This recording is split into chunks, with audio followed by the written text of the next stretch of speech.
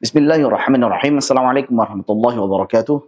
Alhamdulillah wassalatu wassalamu ala Rasulillah wa ala alihi wa sahbihi wa mawalah. Asyhadu an la ilaha illallah wahdahu la syarikalah wa asyhadu anna Muhammadan abduhu wa rasuluhu la nabiyya wa la rasula ba'dah. Subhanaka la ilma lana illa ma 'allamtana innaka antal alimul hakim. Allahumma 'allimna ma yanfa'una wa anfa'na bima 'allamtana warzuqna 'ilman wa 'amala. Rabbana zidna 'ilman nafi'an wa rizqan thayyiban wa 'amalan mutaqabbalan wa lisanan dzakiran wa qalban khashi'an. Allahumma inna na'udzubika min 'ilmin la yanfa' wa min qalbin la yakhsha' wa min nafsin la tashba' wa min da'watin la yustajabu laha. Ikhwah dan juga akhwat sekalian yang semoga dirahmati oleh Allah Subhanahu wa taala. Alhamdulillah pada siang hari ini Allah Subhanahu wa taala masih memberikan kemudahan bagi kita semuanya untuk melanjutkan kembali insyaallah pembahasan kita terkait dengan kitab At-Tuhfah As-Samanudiyah karya Al-Imam atau Syekh Ibrahim As-Samanudi rahimahullah taala. Dan ini alhamdulillah adalah pertemuan yang kedua. Kita insyaallah akan membahas beberapa bab, di antaranya adalah bab tajwid, kemudian juga babul lahni wa aqsamihi, dan juga babul isti'adzah wal basmalah. Baik. Silakan kita akan membahas tentang babut tajwid. Berkata An-Nazim rahimahullah taala wa nafa'ana Allah bi 'ulumihi fid dharain Allahumma amin. Pada bait yang 9 ke 11 terkait dengan definisi tajwid. Beliau mengatakan wa hadduhu i'ta'u kulli harfi haqqahu wa mustahaqqahu min wasfi wa hukmihi wa radduhu li aslihi wal lafdhu fi nadhirihi kamithlihi bila takallufin wala ta'assufi fi an-nutqi bal bil yusri wat talattufi. Wa hadduhu ay ta'rifuhu. Hadduhu maksudnya adalah ta'rif atau definisinya. Definisi daripada tajwid adalah i'ta'u kulli harfin haqqahu wa mustahaqqahu, yaitu memberikan kepada setiap huruf haknya dan mustahaknya. Kita kemarin alhamdulillah sudah membahas pada mabadi'ul ashr. Jadi kita sudah membahas definisi daripada ilmu tajwid, bahwasanya secara terminologi, secara istilah, bahwa tajwid itu adalah memberikan kepada setiap huruf hak dan juga mustahaknya. Nah, kalau kemarin kita sebutkan ikhraju kulli harfin min makhrajihi ma'a i'ta'ihi haqqahu wa mustahaqqahu, yaitu mengeluarkan setiap huruf dari makhrajnya sembari memberikan kepada masing-masing huruf tersebut hak dan juga mustahaknya. Nah, kalau di sini Syekh Ibrahim As-Samanudi beliau terlebih dahulu menjelaskan bahwasanya tajwid itu artinya adalah memberikan kepada setiap huruf haknya dan juga mustahaknya. Dan kita sudah jelaskan alhamdulillah hak huruf adalah sifat dzatiyah, sifat lazimah yang selalu melekat pada huruf, seperti misalkan jahr, syiddah, kemudian rakhawa, kemudian isti'ala, istifal, dan juga lain sebagainya yang senantiasa melekat pada huruf tersebut pada kondisi apapun itu. Sedangkan mustahak huruf adalah sifat 'aridah, sifat yang muncul pada kondisi tertentu dan tidak ada pada kondisi yang lain. Entah itu karena konsekuensi daripada sifat lazimah, seperti sifat tafkhim adalah konsekuensi dari isti'ala, sifat tarqiq adalah konsekuensi daripada sifat istifal. Kemudian juga bisa babi tarkib karena gabungan antara satu huruf dengan huruf yang lainnya, baik itu berupa hukum-hukum bacaan, sukun dan tanwin, hukum mim sukun, hukum lam sukun, kemudian juga hukum-hukum mad. Maka ini semuanya masuk pada sifat 'aridah yang di sini beliau masukkan kepada mustahak huruf. Min wasfi, dari sifat. Artinya hak dan mustahak ini adalah bagian dari sifat. Nah, kalau hak tadi sifat yang lazimah atau dzatiyah, adapun yang mustahak adalah sifat 'aridah. Demikian. Wa hukmihi, dan juga hukum-hukumnya, wa radduhu li aslihi. Poin berikutnya, selain memberikan kepada setiap huruf hak dan mustahaknya, juga wa radduhu, dan mengembalikannya, maksudnya setiap huruf tersebut, li aslihi, pada asalnya. Baik. Jadi maksudnya adalah mengeluarkan setiap huruf tersebut dari makhrajnya masing-masing. Mengeluarkan setiap huruf dari makhrajnya masing-masing. Wal lafdhu fi nadhirihi kamithlihi, dan lafaz yang memiliki hukum yang sama maka dibaca semisal atau secara konsisten. Ya, kalau semuanya huruf ini huruf tipis, kita baca terus dengan tipis. Kalau ini mad tabi'i 2 harakat, kita baca terus dengan 2 harakat. Kalau ini dibaca ikhfa itu dengan gunnahnya dipanjangkan, maka gunnahnya terus kita stabilkan dengan dipanjangkan pula. Demikian. Itu maksud daripada wal lafdhu fi nadhirihi kamithlihi. Stabil, ya, konsisten di dalam membaca baik itu huruf maupun hukum-hukumnya. Bila takallufin wala ta'assufi. Nah, kesimpulannya bahwasanya tajwid itu adalah hal yang proporsional. Saat kita memperbagus bacaan Al-Quran kita, maksudnya adalah sempurna, yaitu proporsional. Pas. Tidak berlebih-lebihan, dan juga tidak mengurangi kadarnya. Ya, ta'assuf juga sebagian mengartikan dengan berlebihan pula. Ya, sebagian lagi mengartikan dengan mengurangi kadarnya. Jadi takalluf dan juga ta'assuf itu berlebihan. Ya, maksudnya takalluf itu adalah dia berlebihan dengan cara menambahkan dari kadar yang seharusnya, sedangkan ta'assuf dia mengurangi daripada kadar yang semestinya. Fin nutqi, di dalam pengucapannya, saat diucapkan, ya dia mengalir dengan lembut, bal bil yusri, dengan mudah, wat talattufi, dan dengan lembut. Jadi mengalir dengan lembut dan juga mudah. Hanya saja saat kita mengalir dengan lembut dan mudah tersebut, jangan sampai serampangan juga semau kita sendiri. Ya, orang membaca misalkan auzubillahi minasyaitonirrajim. Ya, yang penting hadir dengan lembut ya, tapi tebal semua itu. Tidak kena apa? Tidak kena sifat-sifatnya, tebal tipisnya dan sebagainya. Baik. Jadi ini kesimpulannya, tajwid adalah dia memberikan kepada setiap huruf hak dan mustahaknya dan mengeluarkan dari makhrajnya, kemudian lafaz yang memiliki hukum yang sama dibaca secara konsisten, dan yang terakhir adalah proporsional, tidak berlebihan dan juga tidak mengurangi kadar yang semestinya. Ini 4 poin. Ya, Anda sudah simpulkan di situ ada 4 poin dari apa yang disampaikan oleh Syekh Ibrahim As-Samannudi rahimahullah taala. Baik. Berkata Al-Imam Ibnul Jazari, di situ ada perkataan daripada Al-Imam Ibnul Jazari setelah kita sebutkan 4 poin terkait dengan penjelasan 3 bait tersebut. Beliau mengatakan, "Falisa tajwidu bitamdhighil lisan." Tajwid itu bukanlah dengan tamdhighil lisan. Apa itu tamdhighil lisan? Yaitu membelitkan lidah seperti orang mengunyah, seperti ada mudghah, ada gumpalan daging di mulutnya. Ya. A'udzubillahi minasyaitonirrajim dan semestinya. Dan seterusnya. Wala bitaqa'iril fami, dan juga tidak menyengaukan mulut, maksudnya tercampur dengan suara huruf ain gitu. A'udzubillahi minasyaitonirrajim. Nah, misalkan seperti tercampur dengan suara huruf ain. Wala bita'wijil fakki, atau memiringkan rahang sehingga menjadi imalah. Orang pengen membaca huruf-huruf tipis dengan sempurna tapi berlebihan sehingga malah jadi imalah. Contoh misalkan, a'udzu billahi minasyaitonir rajim, misalkan. Sampai miring-miring rahangnya sehingga menjadi suara imalah. Imalah miring, baik itu imalah sughra maupun imalah kubra. Selanjutnya juga wala bitar'idis sauti, dan tidak menggetar-getarkan suara seperti orang kedinginan atau seperti mengesankan dia adalah orang yang khusyuk di dalam bacaannya tersebut tapi dibuat-buat gitu. A'udzu billahi minasyaitonir, misalkan dibuat-buat seolah-olah khusyuk.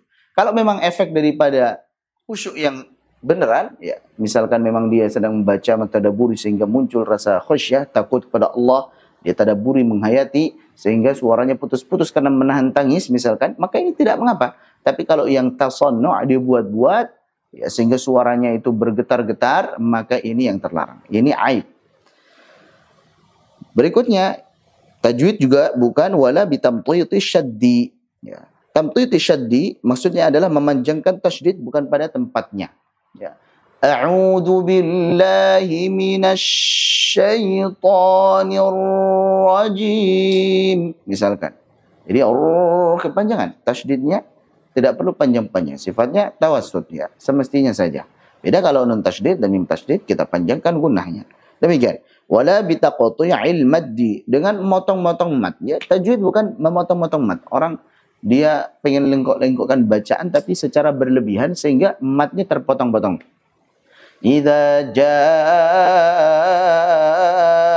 nasrullahi wal fath, misalkan. Ini namanya memotong-motong huruf mat sehingga melahirkan huruf hamzah. Jaa, misalkan. Waladdallin, misalkan. Kalau waladdallin, maka itu insya Allah tidak mengapa. Tapi kalau sampai melahirkan huruf hamzah tadi, ya, atau yang minimalnya tashil antara hamzah dan mat, maka ini yang terlarang. Ini aib. Baik. Jadi bedakan ya antara sekedar melengkokkan dengan yang betul-betul memutus, yaitu taqtir al-mad. Ya, memutus-mutus huruf mat sehingga melahirkan huruf hamzah. Selanjutnya, wala bitatanil gunnat. Nah, tatnilul gunnat itu maksudnya adalah memanjangkan gunnah bukan pada tempatnya. Ada beberapa penafsiran para ulama, maksud tatnilul gunnat itu adalah memanjangkan gunnah bukan pada tempatnya. Contoh misalkan, harusnya nggak sepanjang itu, tapi ini dipanjangkan lebih.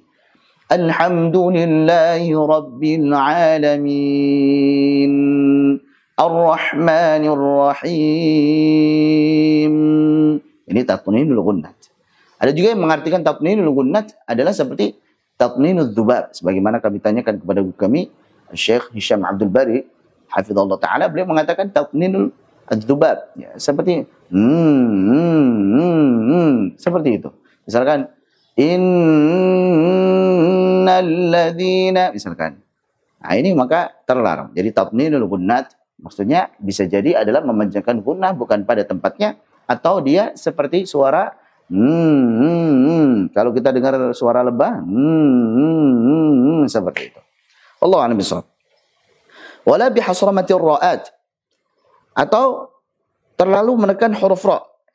Ya, hasramah ar-ra, misalkan Bismillahirrahmanirrahim, sehingga hilang sifat tawassutnya. Ya, jadi terlalu ditekan sehingga hilang sifat tawassutnya. Ini namanya hasramatur ra'at. Qira'atan tanfiru anha at-tiba', yaitu suatu bacaan yang membuat lari orang yang memiliki tabiat yang lurus. Ini belum terjemahkan ya di sini, mohon maaf ya, barangkali kemarin karena space-nya kurang. Wa tamujjuhal qulub wal asma', ya, yang tidak enak untuk diresapi dalam hati dan juga tidak enak pula untuk didengar. Balil qira'atus sahlatul 'azbah al-hulwa al-latifah. Namun tajwid adalah bacaan yang mudah. Bacaan yang mudah dan bacaan yang segar, bacaan yang manis, bacaan yang lembut, allati la madgha fiha wala lauk, yang tidak ada seperti mengunyah tadi. Madgha seperti mengunyah, wala lauk sama juga, la kayaluku itu artinya madghahu. Sama, mengunyah. Seperti ada gumpalan di mulut kita. Jadi madgha dan juga lauk ini sama. Wala ta'assuf wala takalluf. Juga ta'assuf mengurangi dari kadar yang semestinya, dan juga takalluf berlebihan sehingga menambahkan dari kadar yang semestinya. Jadi bacaan yang tajwid itu sempurna, proporsional, la ifrat wala tafrit. Wala tasannu', dan juga bukan bacaan yang dibuat-buat ya. Wala tanattu', dan juga bukan bacaan yang berlebihan. Wala takhruju an tiba'il arabi wa kalamil fusaha'i biwajhin min wujuhil qira'ati wal ada'. Dan tidak keluar dari kebiasaan orang-orang Arab dan juga cara berbicara orang yang fasih pada cara baca yang diperbolehkan pada qiraat dan juga ada. Ini penjelasan daripada Imam Ibnul Jazari terkait dengan tajwid dan juga hal-hal yang bukan tajwid. Jadi aib pada bacaan Al-Quran. Bait ke-12 kita akan membahas tentang hukum mempelajari dan mengamalkan ilmu tajwid. Nah, ini sebenarnya juga masih berkaitan dengan Mabadi'ul Ashr yang kemarin sudah kita jelaskan, hanya saja dipertebal saja di sini. Beliau mengatakan, wa hukmuhu fardun kama ta'assala kifayatan ilman wa 'ainan 'amala. Wa hukmuhu fardun kama ta'assala kifayatan ilman. Hukmunya daripada ilmu tajwid, itu hukum mempelajari ilmu tajwid itu adalah fardun. Seperti mempelajari maupun mengamalkan itu fardun. Hanya saja bedanya, kalau mengilmui, mempelajari, itu fardunya fardu kifayah. Jadi kifayatan ilman. Fardunya fardu kifayah. Kalau itu mempelajari. Secara teori mempelajari ilmu tajwid ya, maka hukumnya fardu kifayah. Wa 'ainan 'amala. Sedangkan secara pengamalan di dalam membaca Al-Qur'an, maka hukumnya mempraktikkan ilmu tajwid dalam bacaan Al-Qur'an adalah fardu 'ain. Wajib bagi setiap muslim dan juga muslimah.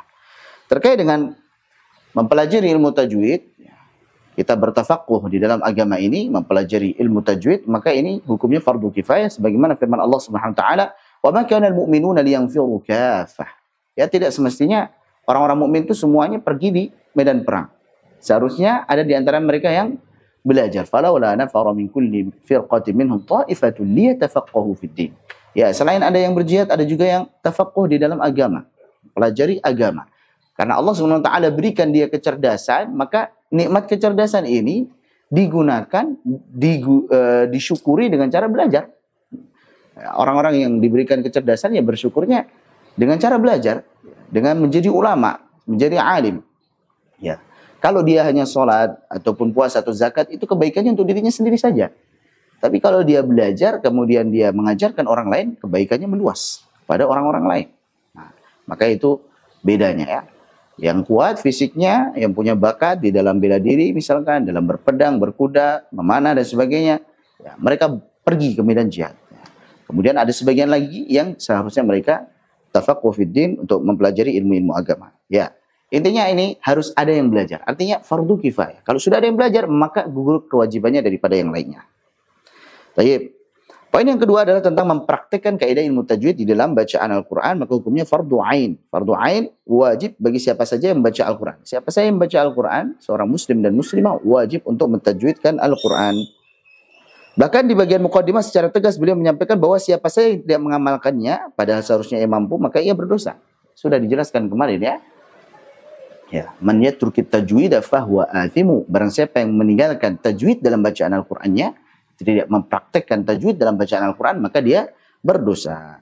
Kecuali bagi yang memiliki uzur. Nah, kalau orang yang punya uzur, maka maaf, insyaallah dimaafkan. Seperti apa uzurnya? Seperti terdapat cacat pada anggota pengucapan. Kalau misalkan seperti, mohon maaf, kemudian ada yang sumbing atau ompong misalkan, atau mungkin sakit, pernah terbentur, jatuh dan sebagainya, ya maka ini uzur. Ini dimaafkan insyaallah. Atau karena lemah faktor usia. Sudah sepuh, sudah tua, kemudian susah untuk mengucapkan huruf-huruf dengan fasih, maka ini insya Allah dimaafkan pula. Atau dia sudah berusaha terus-menerus belajar, hanya saja memang belum bisa, maka ini juga insya Allah dimaafkan. Dan juga yang tidak mendapati guru sama sekali. Misalkan memang dia di lokasi terpencil, nggak dapat guru sama sekali, ya insya Allah dimaafkan. Itu diantara uzur-uzur daripada mempraktekkan tajwid dalam bacaan Al-Quran. Adalah pendapat yang dianut mayoritas ulama mutaqaddimin terdahulu dan sebagian ulama mutaakhirin. Ya, di dalam An-Nashr, Imam Ibnul Jazari menukil perkataan daripada Imam Nasr Asy-Syirazi, memperbagus ada atau cara baca dalam membaca Al-Quran dengan sebenar-benarnya bacaan, memperbagus ada atau cara membaca Al-Quran adalah suatu kewajiban. Dan setiap qari wajib membaca Al-Quran dengan sebenar-benarnya bacaan. Oleh karenanya, sesungguhnya bacaan Al-Quran yang sesuai tajwid adalah kewajiban bagi siapa saja yang membaca Al-Quran, dan berdosalah siapa saja yang membacanya tanpa tajwid. Baik. Jadi ini pendapat daripada Al-Imam Nasr Asy-Syirazi yang dinukil oleh Al-Imam Ibnul Jazari dalam An-Nashr. Adapun sebagian ulama kontemporer berpendapat bahwa hukum wajibnya mempraktikkan tajwid pada bacaan Al-Quran berlaku pada makharijul huruf, tempat keluarnya huruf saja. Sifat lazimah yang jika salah diucapkan akan mengubah hakikat huruf dan juga makna. Jadi kalau salahnya adalah pada makharijul huruf atau pada sifat lazimah yang kalau dia salah itu akan menyebabkan huruf tersebut berubah sehingga maknanya pun juga berubah, maka atau dalam harakat ya, atau hal lain yang berkaitan dengan keautentikan lafaz. Jadi yang berkaitan dengan keautentikan lafaznya, maka ini wajib hukumnya. Namun jika berkaitan dengan hukum-hukum bacaan, yaitu sifat penghias atau penyempurna, seperti mad gunnah yang harusnya 6 harakat dibacanya cuma 2, yang harusnya gunnahnya dipanjangkan tidak dipanjangkan ya, yang harusnya dibaca iqlab dia baca izhar misalkan, min ba'di misalkan, itu maknanya tidak berubah ya. Hanya saja itu tidak sesuai dengan bacaan yang diajarkan oleh Rasulullah, hanya saja ini ada sifat penghias ya, penyempurna, tidak sampai mengubah makna, maka hukumnya mustahab atau sunnah, sehingga orang yang meninggalkannya tidak berdosa. Wallahu a'lam. Jadi ini menurut sebagian ulama apa? Kontemporer. Ulama yang mutaakhirin berpendapat yang wajib diamalkan dalam baca Al-Quran adalah makharijul huruf dan sifat lazimah yang apabila salah akan mengeluarkan huruf tersebut dari hakikatnya dan juga mengubah maknanya.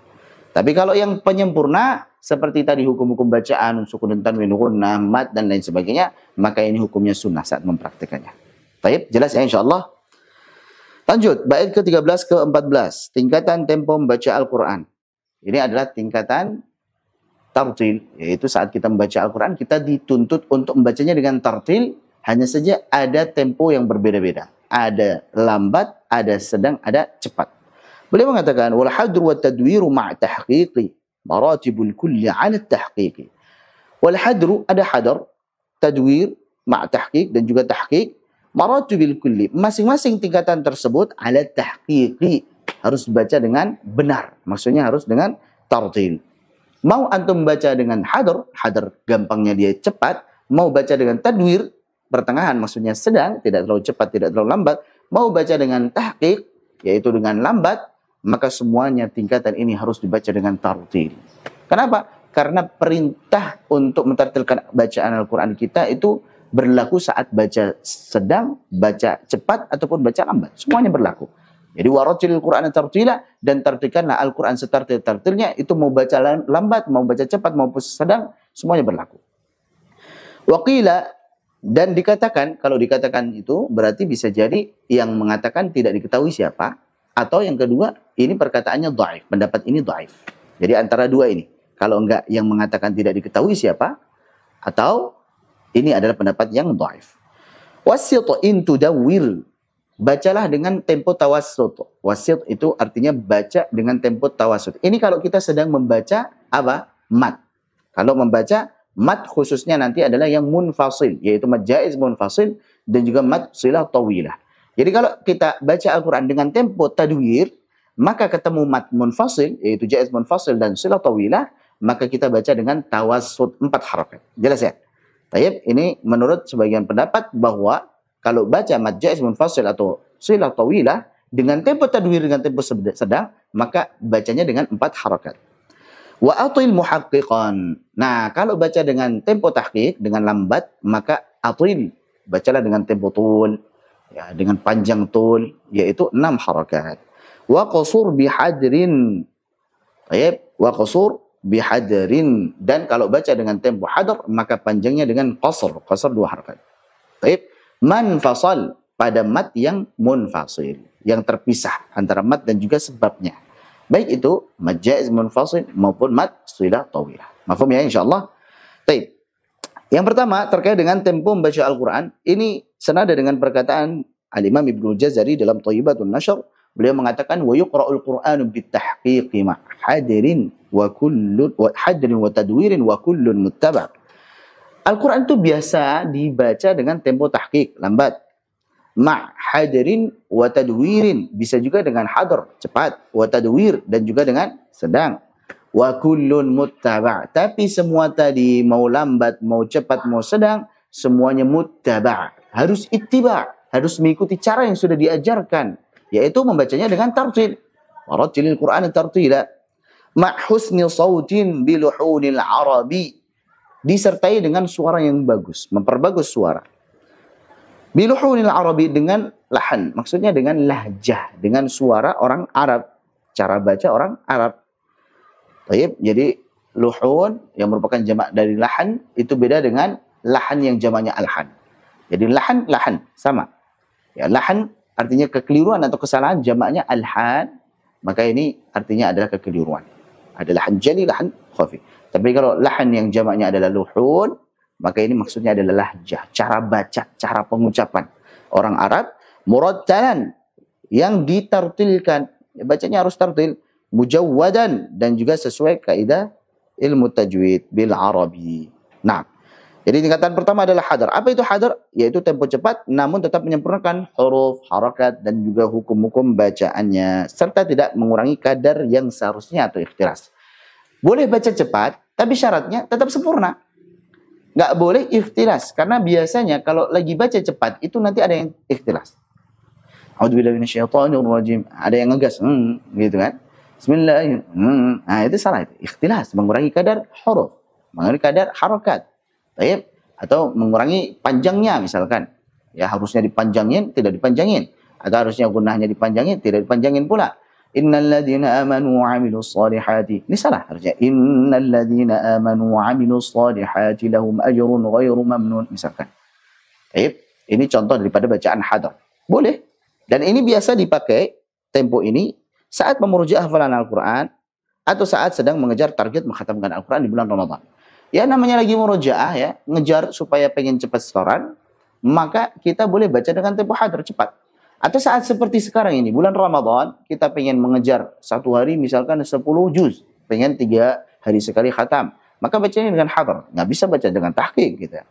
Capek sekali kalau baca dengan tahqiq. Bisa, tapi capek, habis waktu kita. Tapi kalau hadar, misalkan A'udzubillahi minasyaitonirrajim. Bismillahirrahmanirrahim. Alhamdulillahi rabbil alamin. Arrahmanirrahim. Maliki yaumiddin. Iyyaka na'budu wa iyyaka nasta'in. Dan biasanya kita ambilnya mat-matnya itu 2 harakat. Baik itu mat arid lis-sukun atau mat munfasil, itu 2 harakat ya, supaya lebih cepat gitu ya. Bisa juga kita wasal-wasal misalkan. Alhamdulillahi rabbil alamin arrahmanir rahim maliki yaumiddin iyyaka na'budu wa iyyaka nasta'in ihdinas siratal mustaqim siratal ladzina an'amta 'alaihim ghairil maghdubi 'alaihim waladdallin. Misalkan. Nah, ini kalau pengen mempercepat supaya khatamnya lebih banyak. Maka tidak mengapa, yang penting tetap jelas. Ya, hurufnya, harakatnya, matnya, gunnahnya tetap harus jelas. Demikian. Kemudian sering pula digunakan saat membaca dengan variasi bacaan mat munfasil atau jaiz munfasil dan juga silah kubra atau silah tawilahnya yang dibaca dengan qasr. Jadi tadi kalau kita bacanya 2 harakat, maka kita pakai dengan tempo hadar ini. Seperti qiraah Ibnu Katsir, lagi baca misalkan qiraahnya Ibnu Katsir, ya. Kita ingin baca qiraahnya Ibnu Katsir. Ya, ketika ketemu dengan mat-mat munfasil dengan 2 harakat saja, ya. Syahrul Ramadan alladzi unzila fihi al-Qur'an hudan lin-nasi, misalkan. Syahrul Ramadan alladzi unzila fihi al-Qur'an hudan lin-nas, misalkan. 2 harakat, ya, qiraah Ibnu Katsir. Maka kita membacanya dengan tempo hadar. Demikian. Kemudian Abu Ja'far Al-Madani, kemudian Ya'qub Al-Hadrami, dan juga riwayat Qalun dalam salah satu cara bacanya, dan juga Imam As-Susi. Baca Imam As-Susi yang banyak idghamnya, kemudian ketemu mat munfasil 2 harakat, kita baca dengan tempo hadar. Juga hafaz dari jalur thayyibah dan yang lainnya. Jelas ya, insyaallah ini untuk tempo hadar. Adapun untuk tempo tadwir, yaitu bacaan yang temponya sedang antara cepat dan lambat. Ya, tidak terlalu cepat, tidak juga terlalu lambat. Sembari menyempurnakan makhrajnya, sifatnya, dan juga hukum-hukum bacaannya. Nah, untuk tempo ini biasa digunakan saat seorang imam baca di dalam sholatnya. Ya, baca misalkan. Allahu Akbar. Bismillahirrahmanirrahim. Alhamdulillahi Rabbil Alamin. Kalau imam, jangan baca dengan tahqiq, kelamaan, apalagi tarawih. Tarawih baca dengan tahqiq, misalkan. Allahu Akbar. Setelah baca doa iftitah, langsung. Bismillahirrahmanirrahim. Masya Allah. Wah, ini tentunya orang yang doakan, apalagi baca ayat-ayat yang panjang, maka ini tidak cocok gitu. Lebih cocoknya adalah dengan tempo tadwir. Bukan nggak boleh, boleh-boleh saja, tapi lebih cocoknya, lebih pasnya dengan tempo tadwir. Baik. Jadi tadi saat mengimami di sholat jahar atau saat seorang murid menyetorkan bacaan kepada gurunya, ya setoran biasa kepada guru, maka dengan tadwir. A'udzu billahi minasyaitonir rajim. Bismillahirrahmanirrahim. Taha ma anzalna 'alaikal Qur'ana litashqa. Demikian. Ini tempo tadwir. Tidak terlalu cepat juga tidak terlalu lambat. Nah, bisa pula digunakan saat membaca dengan variasi bacaan yang mat munfasilnya 4 harakat tawassut, seperti qiraah Ibnu Amir, kemudian qiraah Asim, termasuk juga Hafs an Asim, kemudian qiraah Ali Al-Kisai, riwayat Qalun dalam salah satu bacanya, dan yang lainnya. Ya, Qalun kita tahu ya, untuk mat munfasilnya dia bisa 2 harakat, bisa 4 harakatnya. Maka kita baca kalau lagi 4 harakat dengan tempo apa? Tadwir, sedang. Yang ketiga adalah tahqiq, yaitu bacaan dengan tempo yang lambat, tenang, dan penuh penghayatan. Baca seperti tadi lambat. A'udzu billahi minasyaitonir rajim. Nah, ini pelan-pelan, ini tahqiq. Disertai dengan penghayatan. Menyempurnakan setiap hurufnya tanpa menambah dari kadar yang semestinya. Nah, hati-hati saat baca dengan tahqiq, jangan sampai nanti melakukan kesalahan yang disebut dengan tamtid atau isba'. Ya, ini melebihi kadar yang semestinya. Harakatnya harusnya sempurna, 1 harakat saja, tapi karena bacanya ditamtidkan, ngodot, sehingga melahirkan huruf mat. Gitu. Innalladzina amanu. Harusnya in langsung masuk ke nun. Bukan innalladzina amanu, misalnya. Wa amilus misalkan. Nah, ini kesalahan yang disebut dengan tamtid atau isba'.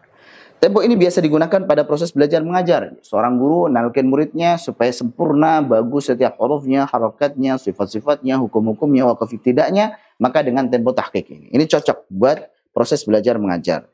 Atau saat guru mentalkin bacaan kepada murid-muridnya.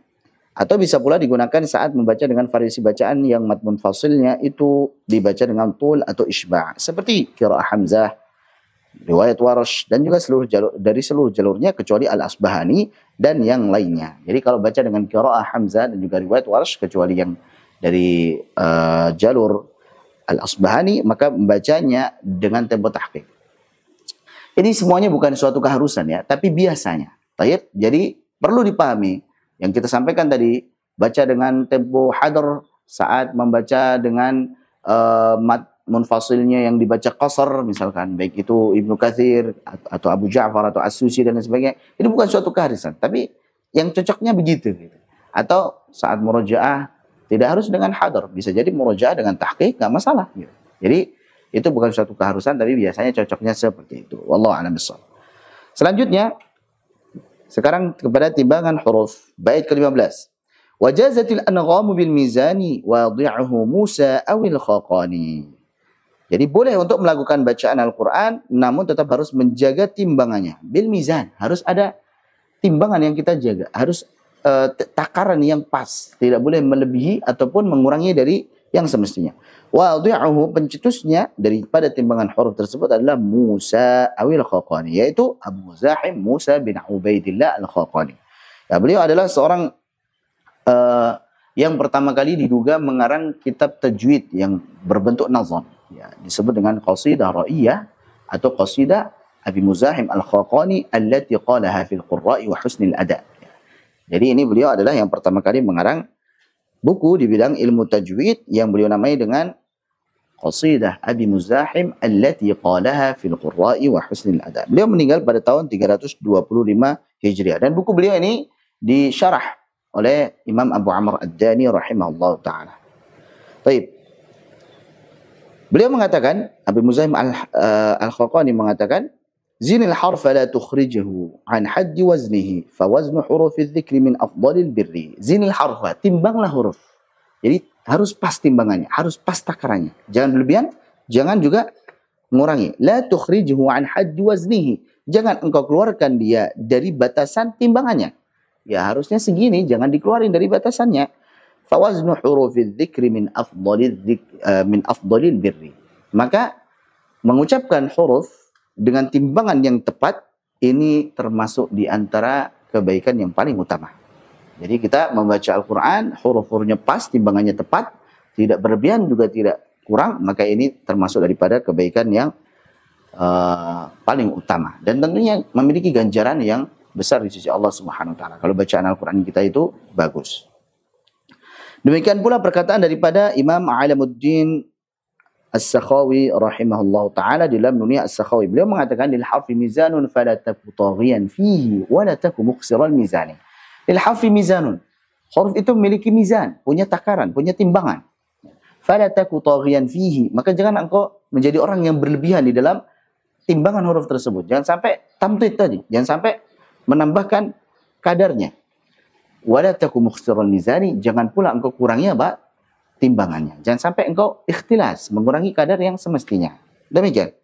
Jadi Imam Alamuddin As-Sakhawi, nama beliau adalah Abdul Hasan Ali bin Muhammad bin Abdul Samad Al-Hamdani Al-Misri As-Sakhawi Asy-Syafi'i, dijuluki dengan Alamuddin. Ya, seorang imam di bidang ilmu qiraat, usul, bahasa Arab dan juga tafsir, dilahirkan di Sakhawa, Mesir pada tahun 558 Hijriah. Dan beliau termasuk daripada murid terbaiknya Al-Imam Asy-Syatibi rahimahullah ta'ala, pengarang Syatibiyah. Dan beliau wafat pada tahun 643 Hijriah rahimahullah ta'ala. Baik. Jadi ini terkait dengan apa? Mizanul harf. Nah, kita tadi sudah sebutkan bahwasanya kesalahan di dalam mizanul harf itu bisa jadi mengurangi kadarnya, disebut dengan ikhtilas. Baik. Atau menambah dari yang semestinya, disebut dengan tamtid atau isba'. Anda berikan kaidah di sini bahwasanya huruf hijaiyah itu ada dua jenis, yaitu yang huruf mu'tallah, yaitu huruf mad alif sebelum fathah, ya sukun sebelum kasrah, wa sukun sebelum dhammah, ini huruf mu'tallah, huruf illah. Dan juga huruf sahihah, huruf yang sehat, ya. Huruf yang selain daripada huruf-huruf mad. Saat mengucapkan huruf yang sahihah. Nah, yang kita bahas adalah huruf sahihah, selain huruf mad berarti ya. Yang berharakat maka temponya sama, baik saat fathah, kasrah, dhammah, semuanya sama. Mau punya sifat apapun itu, syiddah, tawassut maupun raqawah, maka temponya sama. Contoh, kutiba. Ku ini dhammah, ti ini kasrah, ba ini fathah. Kutiba.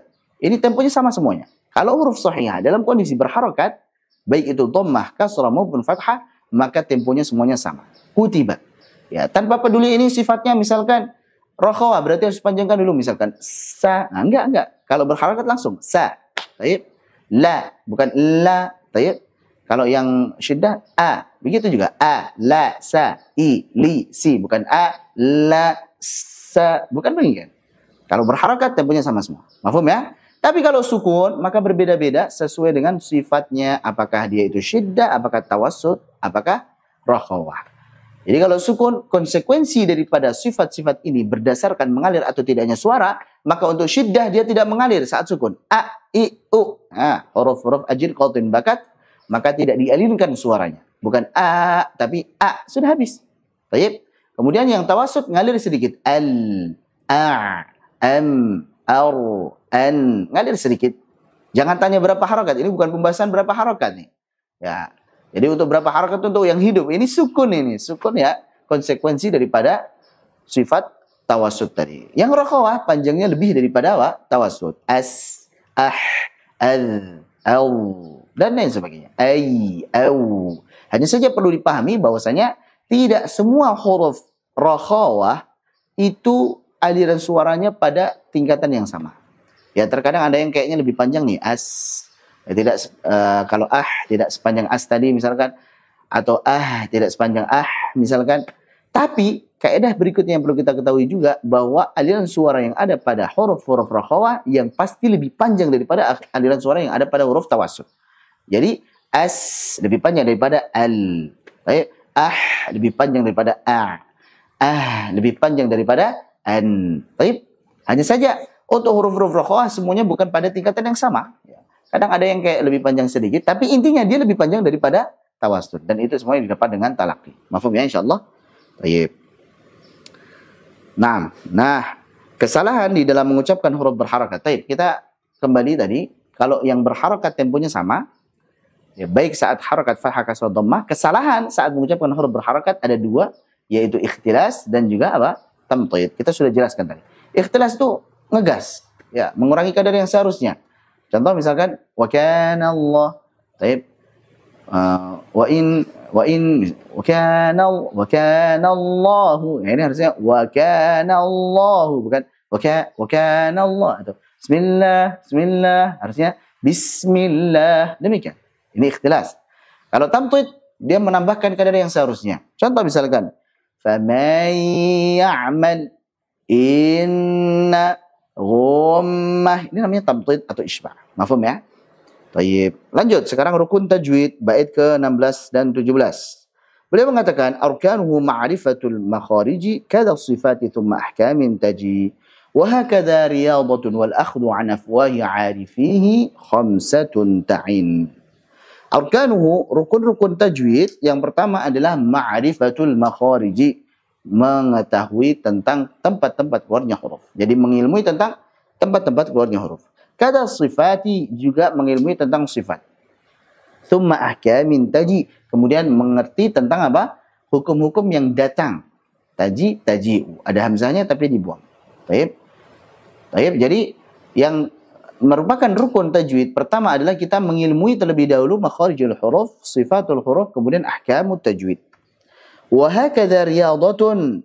Berikutnya kita banyak-banyak latihan. Baik, wa laisa bainahu wa bain tarkihi illa riyadatun bi'im bifaqih. Kata Imam Ibnu Jazari, tidak ada yang membedakan antara orang yang belajar tajwid ataupun yang tidak, kecuali seperti orang yang berolahraga dengan anggota pengucapannya. Jadi mau tahu teori tentang sehat, mau tahu teori tentang bagaimana bisa bagus badannya, tapi kalau tidak pernah praktek, ya sama saja, sama. Mau kita sudah belajar ilmu tajwid secara penuh, sudah belajar maten ini, maten itu, Tuhfah, Jazariyah, Salsal bil Syafi, kemudian Tuhfah Samanudiyah, udah khatam semua misalkan, ya dari A sampai Z sudah tahu semua, tapi jarang praktek, nggak pernah talaki dengan guru, maka apa? Sama saja, nggak ada bedanya. Baik. Jadi yang pertama tadi rukunnya mempelajari makhrijul huruf, yang kedua mempelajari sifatul huruf, yang keempat mempelajari hukum-hukum bacaan, yang kelima adalah yang pertama mempelajari makhrijul huruf, yang kedua mempelajari sifat, yang ketiga mempelajari hukum-hukum bacaan, yang keempat kita banyak latihan. Yang kelima adalah wal akhdhu an afwahi 'arifihi, yaitu mengambil, maksudnya talaqi, musyafaha, mengambil secara tatap muka dari mulut orang yang arif, orang yang pakar, orang yang faham di bidang tajwid ini. Jadi berikutnya talaqi, belajar langsung dengan guru. Maka inilah khamsatun ta'in. Ini ada 5 hal yang berarti. Jadi di dalam 2 bait ini Syekh As-Samanudi beliau menjelaskan tentang 5 rukun tajwid. Yang pertama mempelajari makharijul huruf, yang kedua mempelajari sifatul huruf, yang ketiga mempelajari hukum-hukum tajwid seperti mad, gunnah dan lain sebagainya. Yang keempat banyak latihan, yang kelima adalah talaqqi dan musyafahah dengan guru yang mutqin. Syekh Utsman Sulaiman Murad mengatakan wa ma lahu dhabtun siwa takrari bil fami wastima'ihi min qari. Jadi tips mudah di dalam kita fasih bacaan Al-Qur'an kita itu 2. Setelah kita berdoa tentunya, maka kita perlu usaha, 2 usahanya. Yang pertama adalah apa? At-takrar, siwa takrari. Kecuali dengan banyaknya pengulangan. Wa ma lahu dhabtun, tidak ada menjadikan seseorang itu mantap bacaannya, pakar menguasai bacaan Al-Quran tersebut, kecuali dengan banyaknya pengulangan. Ya sering-sering latihan, baik saat sendiri maupun di depan guru. Wastima'ihi min qari, dan juga banyak mendengar dari qari yang pakar. Jadi harus ada contohnya dulu. Maka kita dengerin. Yang paling recommended adalah Syekh Mahmud Khalil Al-Husari misalkan. Atau Syekh Muhammad Ayyub. Atau Syekh Ali Al-Hudhaifi. Atau Syekh Aiman Rusdi Suwaid misalkan. Ataupun Syekh-Syekh yang lainnya. Kalau kita sebagai pemula maka fokus saja dulu. Yang penting benar. Ya, tidak terlalu fokus pada nagom, pada lagu-lagunya. Ya, kita tidak rekomendasikan misalkan Syekh Musyarir Rasyid. Bukan berarti beliau nggak bagus. Beliau sangat bagus ya. Hanya saja kalau pemula mendengarkan Syekh Musyarir Rasyid, maka nantinya fokusnya hanya pada lagu saja. Ya, tidak fokus pada bagusnya. Padahal beliau Masya Allah bagus. Susah antara menggabungkan antara bagusnya suara dengan tajwid yang bagus itu susah. Ya.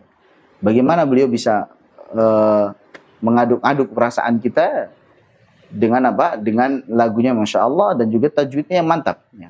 Ini susah gitu. Hanya saja kalau semuanya pemula mendengarkan beliau, ya fokusnya pada lagu saja gitu. Akhirnya seperti kita kalau semuanya dengerin beliau ya cuman fokus pada lagu gitu. Maka kita ini seperti pemula ini, maka yang recommended adalah Syekh Mahmud Khalil Al-Husari atau Syekh Siddiq Al-Minshawi misalkan. Dan lain sebagainya yang kita sebutkan tadi. Taib, Al-Imam Ibnu Jazari dalam An-Nashr beliau mengatakan wala a'lamu sababan li bulughi nihayatil itqani wat tajwidi wa wusuli ghayatit tashih wat tasdidi mithla riyadatil alsun. Wala a'lamu sababan, dan saya tidak tahu lagi ya sebab atau cara lain li bulughi nihayatil itqan, untuk mencapai tahapan tertinggi di dalam tajwid wat tajwid, itqan pemantapan dan juga tajwid, wa wusuli ghayatit tashih, dan juga puncak penguasaan perbaikan bacaan, wat tasdid mithla riyadatil alsun, yang melainkan atau melebihi daripada banyaknya latihan dengan lisan, wa takrar, dan juga banyak pengulangan, ala lafdzil mutalaqqa min famil muhsin, dan juga banyak pengulangan terhadap lafaz yang sudah ditalqinkan, yang sudah diambil secara talaqi, belajar langsung dari mulut orang yang bagus bacaannya, dari guru yang bagus bacaannya. Demikian. Jadi kata Al-Imam Ibnu Jazari, tidak ada sesuatu yang menjadikan kita itu mantap bacaannya selain daripada apa? Tadi, riyadatul alsun, dan juga apa? Kita at-takrar, banyak pengulangan, jadi banyak latihan, banyak pengulangan, dan juga apa? Kita betul-betul talaqi dengan guru. Kita ulangi kata-kata, huruf-huruf, lafaz-lafaz yang kita pelajari dari guru tersebut. Tayyib. Walaysa bainahu wa baina tarkihi ila riyadatu mri'in bifaqihi. Sudah kita jelaskan tadi. Nah, sudah selesai untuk babut tajwid. Alhamdulillah selesai babut tajwid. Sekarang kita kepada babul lahan dan juga aqsamihi. Babul lahni wa aqsamihi. Bab lahan dan juga macam-macamnya, pembagiannya. Di dalam bait ke-18 dan 19 beliau mengatakan al-lahnu qismani jaliyun wa khafi. Lahan itu ada 2 macam, yaitu jali dan juga khafi. Jadi lahan yang jamaknya adalah alhan, kekeliruan, kesalahan, itu ada 2 macam, yaitu jali dan juga khafi. Jali artinya jelas, khafi artinya samar. Kullun haramun ma' khilafin fil khafi.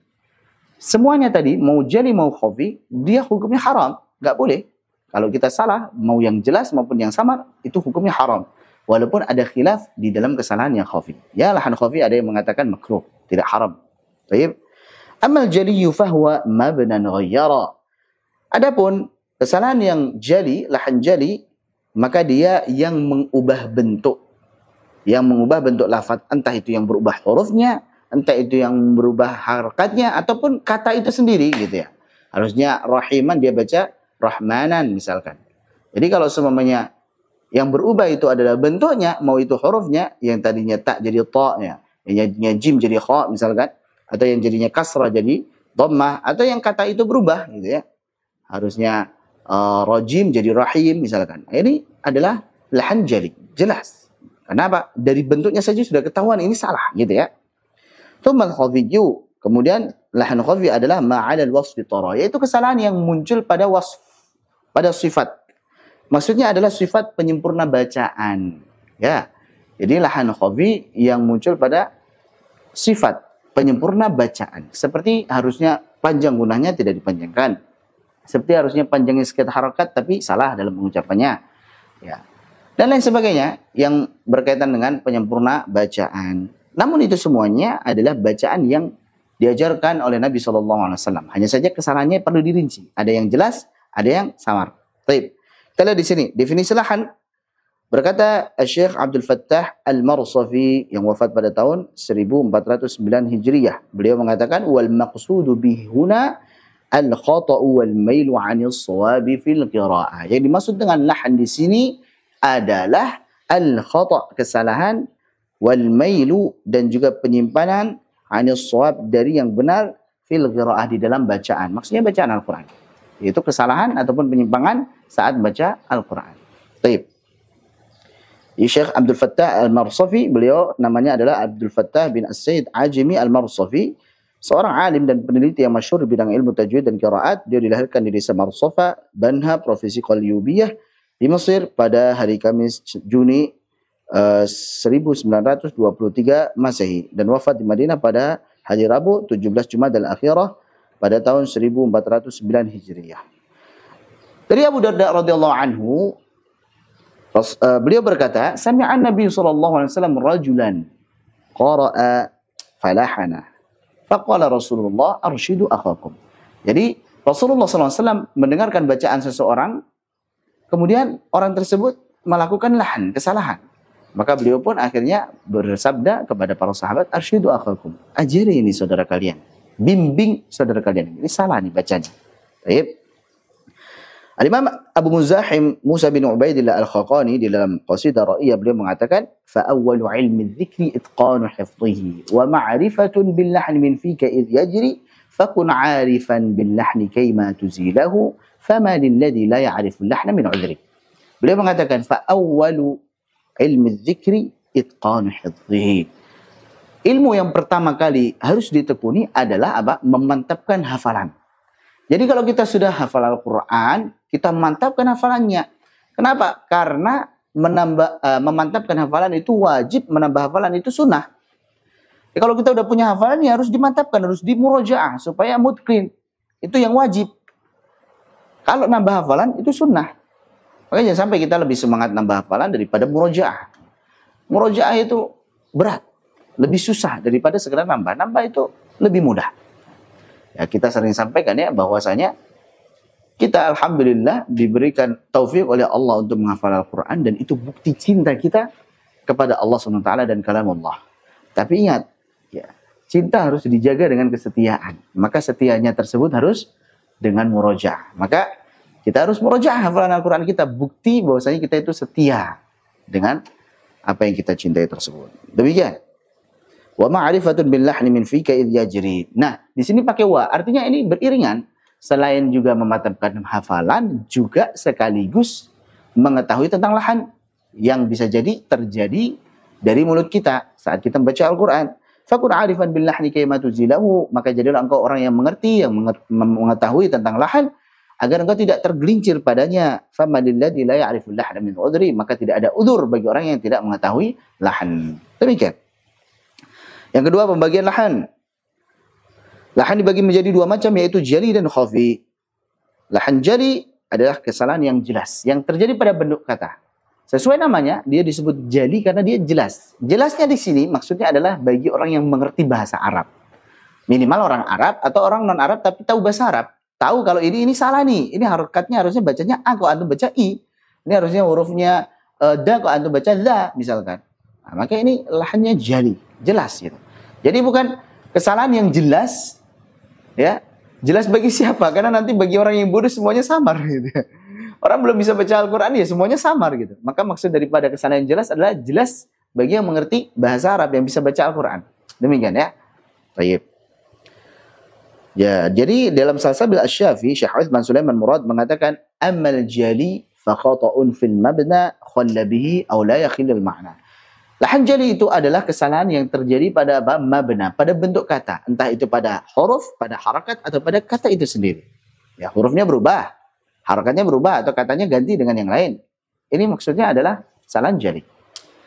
Baik itu khalla bihi aw la yakhilul ma'na, baik itu nantinya merusak makna atau tidak merusak makna. Maknanya berubah atau tidak. Baik. Dan lahan jali ini wa ya'riful jali ya kullu wahidi. Beliau melanjutkan Syekh Utsman Sulaiman Murad bahwa yang mengetahui kesalahan jali ini adalah semua orang. Artinya semua orang yang bisa bahasa Arab atau yang bisa baca Al-Quran. Itu maksudnya.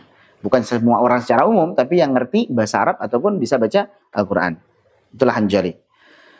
Menurut para ulama, hukum lahan jali adalah haram. Tadi sudah dijelaskan juga sama beliau ya. Al-lahnu qismani jaliyun wa khafi kullun haramun. Masing-masingnya, baik yang jali maupun khafi itu haram. Maka para ulama berpendapat bahwasanya kesalahan pada lahan jali ini hukumnya haram. Kecuali bagi yang memiliki uzur. Kalau memang dia misalkan salah baca atau misalkan dia lupa, misalkan ya lagi dengan hafalannya dalam imam misalkan salah, ya namanya lagi lupa, ya maafu insyaallah dimaafkan. Atau dia hal-hal yang lain yang merupakan uzur maka tidak mengapa. Tapi kalau sengaja ini haram ini. Sengaja ganti harakat, sengaja ganti kata, sengaja ganti huruf, maka ini haram hukumnya. Di antara bentuk kesalahan yang jeli adalah yang pertama mengubah suatu harakat dengan harakat yang lain. Jadi harakat yang satu diubah dengan harakat yang lain sehingga berubah bentuk dan maknanya. Selain bentuknya itu berubah, maknanya juga berubah. Contoh misalkan siratal ladzina an'amta 'alaihim diganti dengan an'amtu 'alaihim. Ta fathah diganti tu. Maka harusnya ta itu kamu, diganti tu itu saya. Jadi bentuknya berubah, harakatnya berubah dan juga maknanya juga berubah. Ini contoh daripada lahan jali, yaitu mengubah harakat menjadi harakat yang lain, selain berubah bentuknya juga berubah apa? Maknanya. Yang kedua, mengubah harakat dengan harakat yang lain, selain dia berubah bentuknya, hanya tidak berubah maknanya. Jadi bentuknya, harakatnya berubah, tapi maknanya nggak sampai berubah. Contoh, lam yalid wa lam yulad. Ada orang baca lam yalidu wa lam yulad. Misalkan, lam yalidu, harusnya sukun lam yalid, dibaca lam yalidu. Ini secara makna nggak berubah, lam yalid, lam yalidu, artinya sama-sama apa? Tidak beranak. Hanya saja inilah hanya jali. Kenapa? Jelas harakatnya berubah. Harusnya sukun jadi dhammah. Ya, jadi perhatikan. Lahan jali tidak mesti apa? Semuanya mengubah makna. Ada lahan jali yang mala yakhilul ma'na, yang tidak merusak atau mengubah makna. Jadi khalla bihi aw la yakhilul ma'na. Itu ya yang harus kita ketahui bahwasanya lahan jali itu bisa jadi mengubah makna atau tidak mengubah makna. Yang tidak mengubah makna ini seperti berubah harakatnya tapi tidak sampai mengubah makna. Contoh lam yalid menjadi lam yalidu misalkan, atau lam yalida misalkan. Tidak berubah makna. Demikian. Baik. Kemudian yang ketiga adalah mengubah suatu huruf dengan huruf yang lain. Seperti mengubah huruf ta menjadi ta pada ayat at-talaqu menjadi at-talaqu. At-talaqu itu dalam bahasa Indonesia artinya talak, cerai.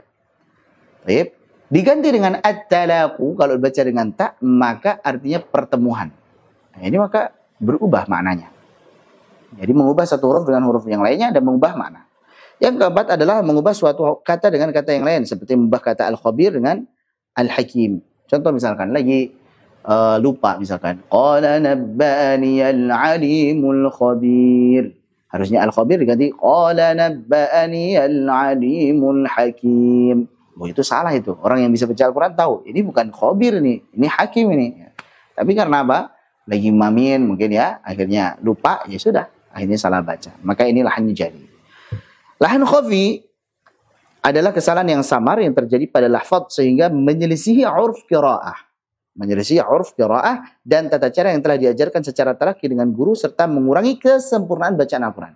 Ya, tidak berubah maknanya, tapi bukan begitu Al-Quran dibaca. Tidak sempurna jadinya. Sudah ada panduannya harusnya, sudah ada tata cara yang diajarkan kepada kita. Walaupun maknanya tidak berubah, tapi itu kesalahan. Namanya lahan apa? Khafi. Dan ini sering diisyaratkan.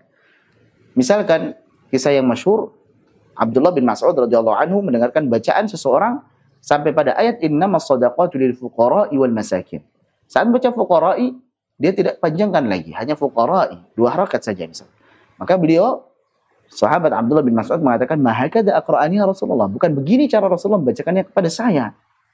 Lantas bagaimana cara bacanya? Beliau pun famaddah, membacakan dengan panjang. Lil fuqara'i wal masakin. Jadi 4 harakat misalkan, atau jadi 6 harakat misalkan pada qiraah Hamzah ataupun riwayat Warsh. Baik. Nah, kalau kita perhatikan antara fuqara'i 2 harakat dengan fuqara'i 4 harakat maupun 6 harakat tidak ada beda dalam maknanya. Tapi itu lahan khafi. Ya, itu menyelisihi urf qiraah. Tidak sebagaimana yang diajarkan, itu mengurangi kesempurnaan bacaan Al-Qur'an. Mafhum ya? Baik. Jadi walaupun dia itu tidak bermakna, tetap ditegur juga karena lahan khafi. Apalagi yang lahan jali harus lebih ditegur. Demikian. Amal khafi fa khata'un fil 'urfi min ghairi ikhlalin ka tarkil wasfi. Adapun lahan khafi maka dia kesalahan pada urf qiraah. Baik. Min ghairi ikhlalin, tapi tidak mengubah makna. Tidak merusak makna. Katarukil wasfi, seperti meninggalkan wasf. Maksudnya adalah sifat yang sempurna. Harusnya dipanjangkannya dalam harakat supaya sempurna. Harusnya gunanya dipanjangkan supaya sempurna. Tapi tidak dilakukan, maka ini namanya lahan khafi.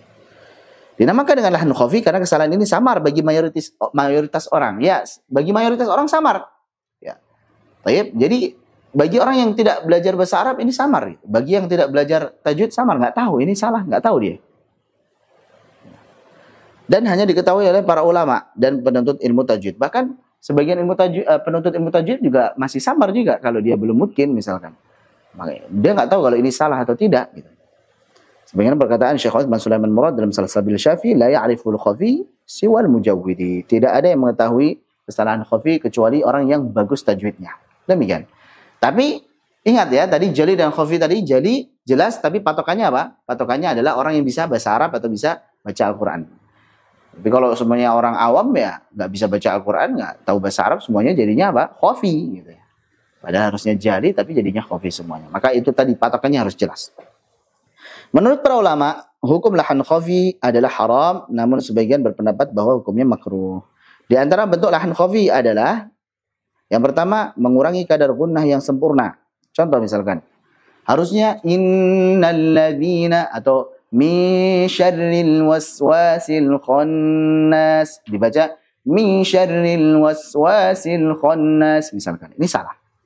Yang kedua, menambah kadar gunnah dari kadar yang semestinya. Ya, harusnya misalkan siratal ladzina an'amta menjadi an'amta, atau qul a'udzu birabbin nas misalkan. Kepanjangan. Ini menambah daripada kadar yang semestinya. Yang ketiga adalah berlebihan memberikan getaran pada huruf ra. Bismillahirrahmanirrahim. Ini berlebihan. Dan ini kesalahan ya khafi. Tidak semua orang tahu. Yang keempat, menebalkan huruf lam bukan pada tempatnya. Ya, contohnya wal yatalattaf misalkan. Waladhdallin. Ini salah. Tidak semua orang tahu. Tidak menguasai kadar mat yang memiliki panjang berbeda. Ya, contoh idza jaa nasrullah dibaca 2 harakat. Harusnya apa? 4 harakat. Demikian. Ini diantara kesalahan apa? Khafi yang tidak semua orang mengetahuinya. Selanjutnya bait ke-20 ini membahas tentang wajib syar'i dan wajib sinai. Wa wajibun syar'an tajannubul jali. Wa wajibun sina'atan tarkul khafi. Wa wajibun syar'an, wajib syar'i, wajib menurut syariat itu maksudnya adalah yang tajannubul jali. Kita menghindari kesalahan yang jali. Ya. Khususnya yang sampai mengubah makna ya. Kalau yang tidak mengubah makna ya lain ya. Contohnya tadi berubah maknanya an'amta jadi an'amtu, atau at-talaq jadi at-talaq, misalkan al-hakim jadi al-khabir, atau sebaliknya al-khabir jadi al-hakim dan sebagainya. Maka kita membaca dengan benar ini disebut dengan apa? Disebut dengan wajib syar'i. Membaca dengan benar supaya bentuknya tidak berubah, supaya bentuk harakatnya, bentuk hurufnya ataupun katanya tidak berubah, ini namanya wajib apa? Syar'i. Jadi untuk menjaga bentuk ini disebut wajib syar'i. Wajib kita untuk apa? Memperbaikinya. Kalau kita melakukannya dapat pahala, kalau meninggalkannya dengan sengaja dapat dosa. Kecuali kalau tidak sengaja ataupun karena khilaf dan sebagainya, maka dimaafkan insyaallah. Wa wajibun sina'atan tarkul khafi. Adapun wajib sina'i. Wajib sina'i itu adalah wajib bagi orang yang pelajari ilmu tersebut. Ya, contoh misalkan ada orang mengatakan, antum kalau belajar ilmu matematika ya wajib hafal rumus ini. Atau kalau belajar kimia ataupun fisika wajib hafal rumus ini misalkan. Itu wajib bagi yang belajar ilmu itu aja gitu ya. Bukan semua orang kemudian wajib untuk melakukannya, tidak. Tapi wajib bagi orang yang mempelajari ilmu itu. Masa belajar ini tapi antum nggak hafal ini sih, gitu ya. Sama juga. Ini antum kalau baca mempelajari ilmu tajwid ya, maka antum wajib untuk membaca ini dengan izhar, ini dengan idgham, ini dengan iqlab. Ini panjangnya 4 harakat, ini 6 harakat. Demikian. Ini wajib apa namanya? Wajib sina'i. Tarkul khafi, yaitu meninggalkan khafi. Ya, jadi kalau semuanya menjaga supaya kita nggak salah khafi, ini namanya wajib apa? Sina'i. Jadi menjaga supaya tidak salah khafi, ini namanya wajib sina'i. Sudah paham ya insyaallah? Syekh Uthman Sulaiman Murad di dalam Salsabil Syafi, beliau menyebutkan bahwa wajib sina'i dibagi menjadi 3 macam. Jadi ada 3 ya. Ya. Wal wajibu tsani ay sina'i, wajiban yang kedua yaitu wajib sina'i ta'ti ala thalathatin, ada 3 macam, ya. Ada 3 jenis. Ya. Apa saja itu? Yang pertama adalah ta'limu man bi tab'ihi yujidu qira'atan aw sya'nuhu taqlidu. Yang pertama adalah mengajarkan hukum-hukum tajwid kepada seseorang yang secara tabiat memiliki bakat yang baik. Jadi ta'limu man bi tab'ihi yujidu qira'atan aw taqli aw sya'nuhu taqlidu, atau dia itu bisa meniru dengan baik, bisa taklid dengan baik. Maka kita mengajarkan kepada orang tersebut yang berbakat tersebut. Yang kedua adalah pada hukum waqaf dan ibtida. Jadi au fi hukmil wuqufi yudra. Pada hukum waqaf dan juga ibtida. Ini termasuk daripada wajib sina'i. Yang ketiga adalah yang berkaitan dengan kata di dalam Al-Quran yang para qurra berbeda pendapat di dalam membacanya. Au fi masail ikhtilafil qurra, atau di dalam kata yang para qurra mereka berbeda pendapat dalam membacanya. Demikian. Itu di antara 3 wajib sina'i menurut Syekh Uthman Sulaiman Murad. Baik, sudah selesai alhamdulillah terkait dengan apa? Babul lahni wa aqsami. Masih ada waktu, insyaallah kita lanjut kepada babul isti'adzah dan basmalah. Barangkali ada pertanyaan, boleh disisipi terlebih dahulu. Silakan yang mau tanya. Atau sudah ada pertanyaan barangkali lewat Zoom, lewat komentar? Belum ada. Ada yang mau tanya langsung boleh, yang berkaitan dengan materi kita pada hari ini. Kalau ada yang tidak berkaitan dengan materi pada hari ini, maka ditunda dulu saja. Ditunda dulu saja. Hah? Belum ya? Baik.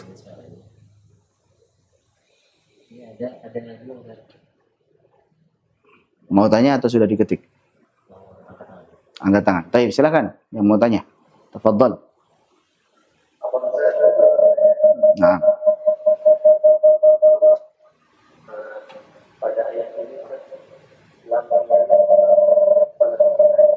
Nah.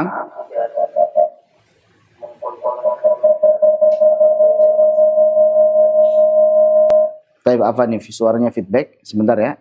Apabila mengkolkolahkan huruf dal tadi kenapa Afan? Tadi suaranya feedback Afan. Oh, apabila tidak mengkolkolahkan. Nah. Pada lam jari dan lam jari, apakah itu termasuk lam jari? Baik.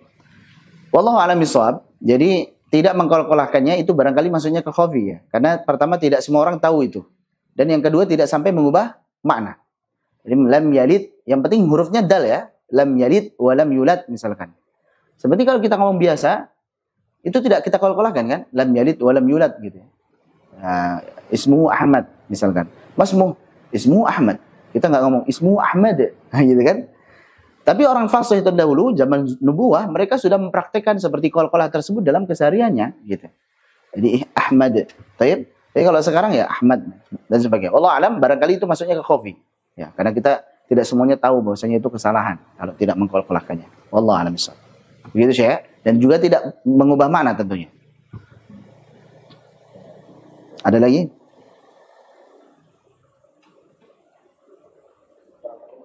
Assalamualaikum warahmatullahi wabarakatuh.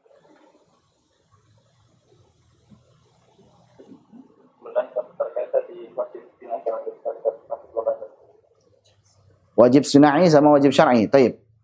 Kenapa belum paham? Belum paham? Taib, ana ulangin ya. Nah, minta tolong diperhatikan sekali lagi. Ana simpelkan saja. Wajib syar'i adalah kewajiban terkait dengan cara baca kita pada kata yang kalau salah maka akan mengubah bentuk.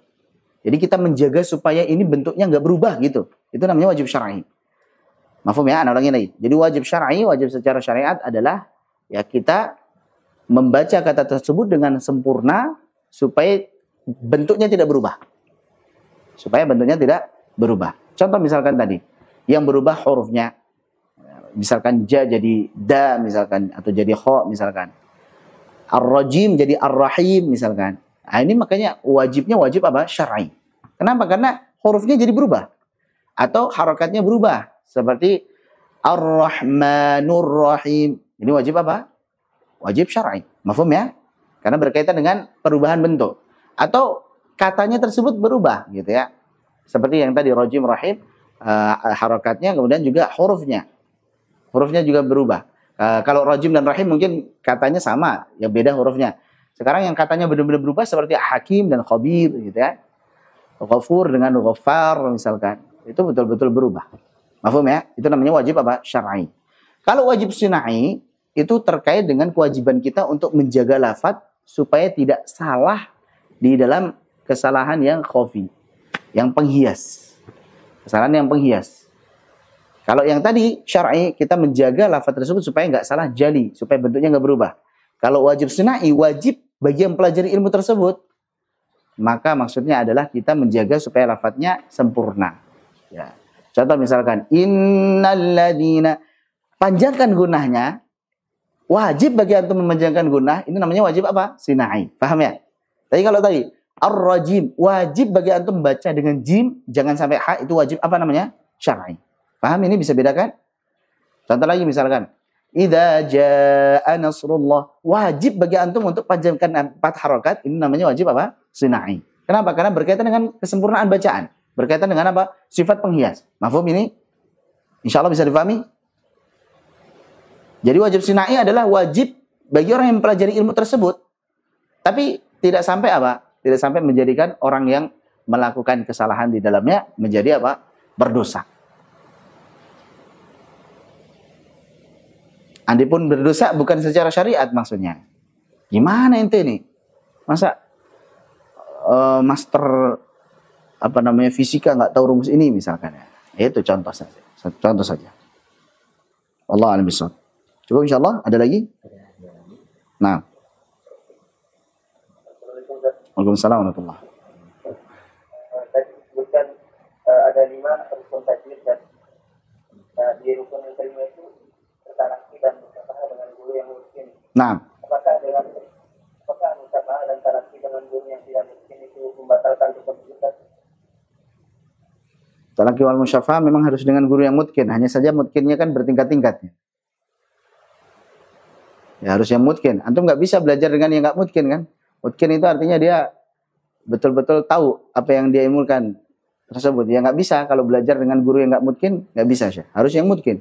Hanya saja mutkinnya bertingkat-tingkat. Ada yang mutkin sekali gitu, ada yang mutkin aja, ada yang kurang mutkin. Tapi dia paham gitu, paham.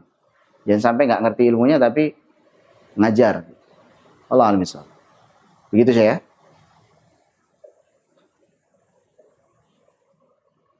Ada lagi? Salam. Mau bertanya terkait lagi ini nomor 3, apakah boleh meminta handphone dan menjelaskan pendidikan ini? Wajib sinai nomor 3. Nomor 3. Penulisan contoh. Nah, contoh pada qira' yang berbeda pendapat di dalam bacanya. Ya, ini terkait dengan ilmu qiraat ya. Ilmu qiraat maksudnya misalkan sebagian membaca dengan jama', sebagian membaca dengan mufrad misalkan. Baik. Atau afwan, terkait dengan panjang mat yang gampang misalkan. Yang satu misalkan qiraahnya Ibnu Katsir membaca mat munfasil dengan 2 harakat. Kemudian qiraahnya Asim membaca dengan 4 harakat. Kemudian qiraahnya Hamzah membaca dengan 6 harakat. Ini kan perbedaan di dalam mat munfasil. Dalam bacaan la a'budu ma ta'budun misalkan. Untuk Ibnu Katsir baca la a'budu, 2 harakat. Untuk Asim misalkan la a'budu misalkan. Kemudian untuk Hamzah la a'budu. Maka di dalam membaca mad munfasil ini para ulama kan berbeda. Ya. Maka kita wajib ya untuk membaca pada qiraah Ibnu Katsir dengan 2 harakat. Wajib membaca untuk Asim dengan 4 harakat. Wajib untuk membaca qiraat Hamzah dengan 6 harakat. Demikian. Itu wajibnya sunai maksudnya. Adapun salah, maknanya nggak berubah. Mafhumnya? Adapun salah, maknanya nggak berubah. Sehingga bukan masuk pada pembahasan wajib syar'i, tapi wajibnya sunai. Artinya orang yang belajar qiraat itu wajib ngerti ini gitu. Wajib membaca Ibnu Katsir ya 2 harakat, jangan antum lebihkan gitu. Asim ya 4 harakat aja, jangan 6 harakat. Gitu. Ya kalau Hamzah ya 6 harakat, jangan sampai antum baca cuma 2 harakat. Mafhum ya insyaallah? Semoga bisa difahami. Jelas? Itu contohnya. Apa masih bingung? Jelas. Alhamdulillah.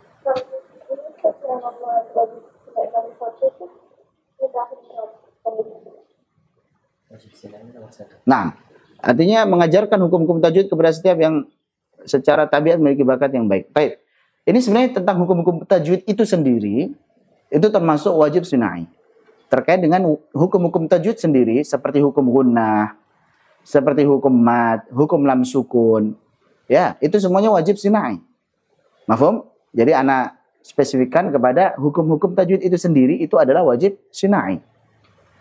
Contoh misalkan tadi, kita membaca mim ba'di.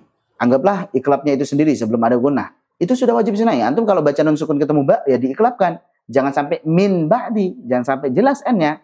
Antum wajib iklabkan. Gitu. Maksudnya wajib apa? Sunai itu.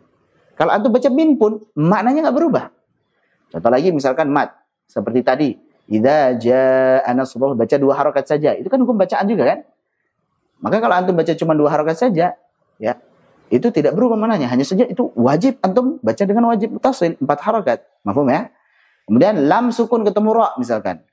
Qul rabbi, antum baca wa qul rabbi. Baik? Maka secara makna ini enggak berubah. Hanya saja cara bacanya harusnya idgham. Antum wajib idghamkan itu. Ini namanya wajib apa? Sunai. Mafhum ya? Karena kalau salah pun enggak berdosa. Kalau salah maksudnya bukan disengaja gitu, enggak berdosa, dan juga salah pun tidak mengubah arti. Allah a'lam. Jelas ini insyaallah? Oh iya. Assalamualaikum Ustaz. Assalamualaikum warahmatullahi wabarakatuh. Syekh Imam ini kalau nggak salah. Ustaz, izin tanya Ustaz. Nah, Berarti kalau tafadhal. dalam pas belajar ya Ustaz, Nah, prioritas utama itu lebih pada pengajaran makhluk usul dan sifat usul dibandingkan dengan hukum memastikan dan sebagainya Ustaz. baik. Jadi begini Syekh. Ana berikan ini ya. Ana berikan skala dulu. Untuk orang yang sudah baca Al-Quran, yang sudah bisa baca Al-Quran, maka memang fokusnya adalah memfasihkan. Tapi kalau yang belum lancar baca Al-Quran, yang penting lancar aja dulu, nggak apa-apa. Jadi antum harus pandai melihat skala prioritas. Ini orangnya ini lancar belum baca Al-Quran, makanya sebelum lancar baca Al-Quran, iqra dulu kalau bisa, supaya lancar baca Al-Qurannya gitu. Yang penting tahu ini huruf apa, ini huruf apa. Yang penting tahu ini panjang, ini pendek. Yang penting tahu ini gunnahnya dipanjangkan, ini enggak. Yang penting ini ini gunnahnya tebal, ini gunnahnya tidak misalkan. Maka itu yang prioritas bagi yang belum lancar baca Al-Quran. Tapi kalau yang sudah lancar baca Al-Quran nih, kayak antum nih, ya sudah kita prioritasnya kepada apa? Makhraj, sifat gitu. Demikian sih. Mahfum? Baik.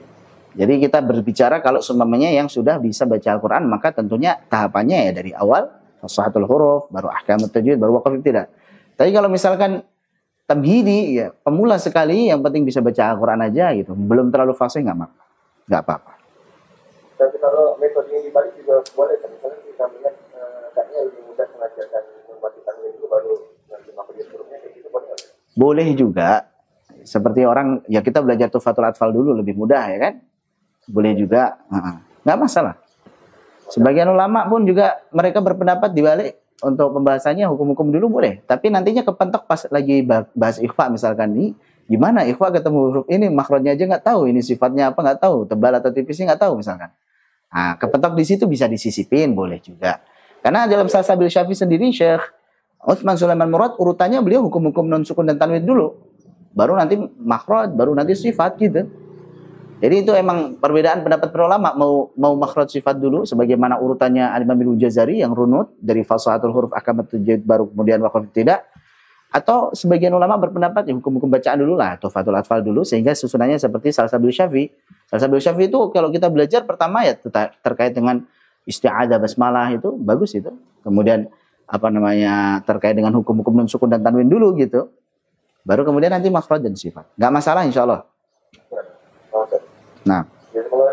Oh iya kun Syekh. Cukup dulu insyaallah ya supaya kita habis materinya, kita lanjutkan untuk isti'adzah dan basmalah. Isti'adzah dan basmalah, kalau antum ada yang mau izin dulu misalkan ada urusan ataupun yang lain enggak apa-apa, tapi kita ngejar target supaya isti'adzah dan basmalah selesai. Jadi mohon maaf untuk hari ini barangkali ngelebihi waktu, tapi nggak apa-apa insyaallah. Antum bisa simak nanti di rekaman. Yang bisa ikutin alhamdulillah, tafadhal. Babul isti'adzah wal basmalah. Bab tentang isti'adzah dan basmalah. Beliau mengatakan, "In syi'ta tatlu fasta'idh wal tajhara bi sami'in kama bi nahlin dzukira. Wa in tazid aw tanqu sawtu ghayyara lafdhan fala ta'du alladhi qad uthira." Wa nadbu masyhurun fil isti'adzati. Kita akan bahas terlebih dahulu tentang isti'adzah. In syi'ta tatlu fasta'id wal tajhara li sami'in kama bi nahlin dzukira. Jika engkau berkenan hendak membaca Al-Quran, maka ucapkanlah isti'adzah. Memintalah perlindungan dari Allah, memintalah perlindungan kepada Allah Subhanahu wa taala. Fasta'id. Memintalah perlindungan kepada Allah Subhanahu wa taala dari godaan syaitan yang terkutuk. Wal tajhara, dan hendaklah engkau mengeraskan bacaan isti'adzah tersebut lisami'in, bagi orang yang mendengar. Artinya kalau kita lagi di depan khalayak pengen baca Al-Qur'an gitu, memang lagi di acara, ya kita keraskan basmalahnya. Isti'adzahnya Ya keraskan isti'adzahnya gitu ya. Atau saat kita ngeruqyah ya harus dikeraskan ya. Ngeruqyah kok bisik-bisik atau pelan doang ya, enggak. Ruqyah ya dikeraskan. A'udzu billahi minasyaitonir rajim. Atau ya lagi tadarus, ada yang nyimak kemudian kita estafet sama teman-teman, kita baca yang pertama, kita keraskan isti'adzahnya. Jelas ya? Walaupun di sini seolah-olah secara mutlak ya membaca isti'adzah itu dengan jahr. Tapi sebenarnya kalau kita pahami wal tajharu lisami'in, kalau ada yang dengar nih gitu. Artinya kita memang memperdengarkan bacaan Al-Qur'an tersebut kepada orang lain gitu. Jadi sebenarnya ada rincian, nanti insyaallah kita rinci. Kapan isti'adzah dibaca dengan jahr, kapan isti'adzah dibaca dengan sir. Insyaallah kita akan jelaskan. Kalau Syekh atau Al-Imam Asy-Syatibi, ya beliau seolah-olah seperti memutlakkan bahwa bacaan isti'adzah itu dengan jahr.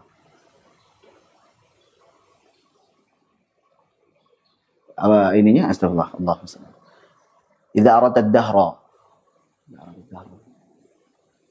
Kok malah kecampur sama ini wal tajhar. Jiharan. Astagfirullah. Ada yang bisa ngingetin ana Syatibi hafal tiba-tiba lupa tentang babul isti'adzah?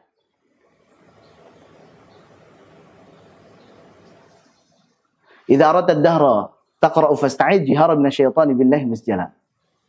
Naam, betul ya? Ada tiba-tiba ngeblank gitu. Idza aradta ad-dahra taqra'u fasta'id jiharan minasyaitani billahi musjala. Wallahu a'lam bissawab. Ada tiba-tiba ngeblank karena tercampur dengan wal tajhara di sini tadi.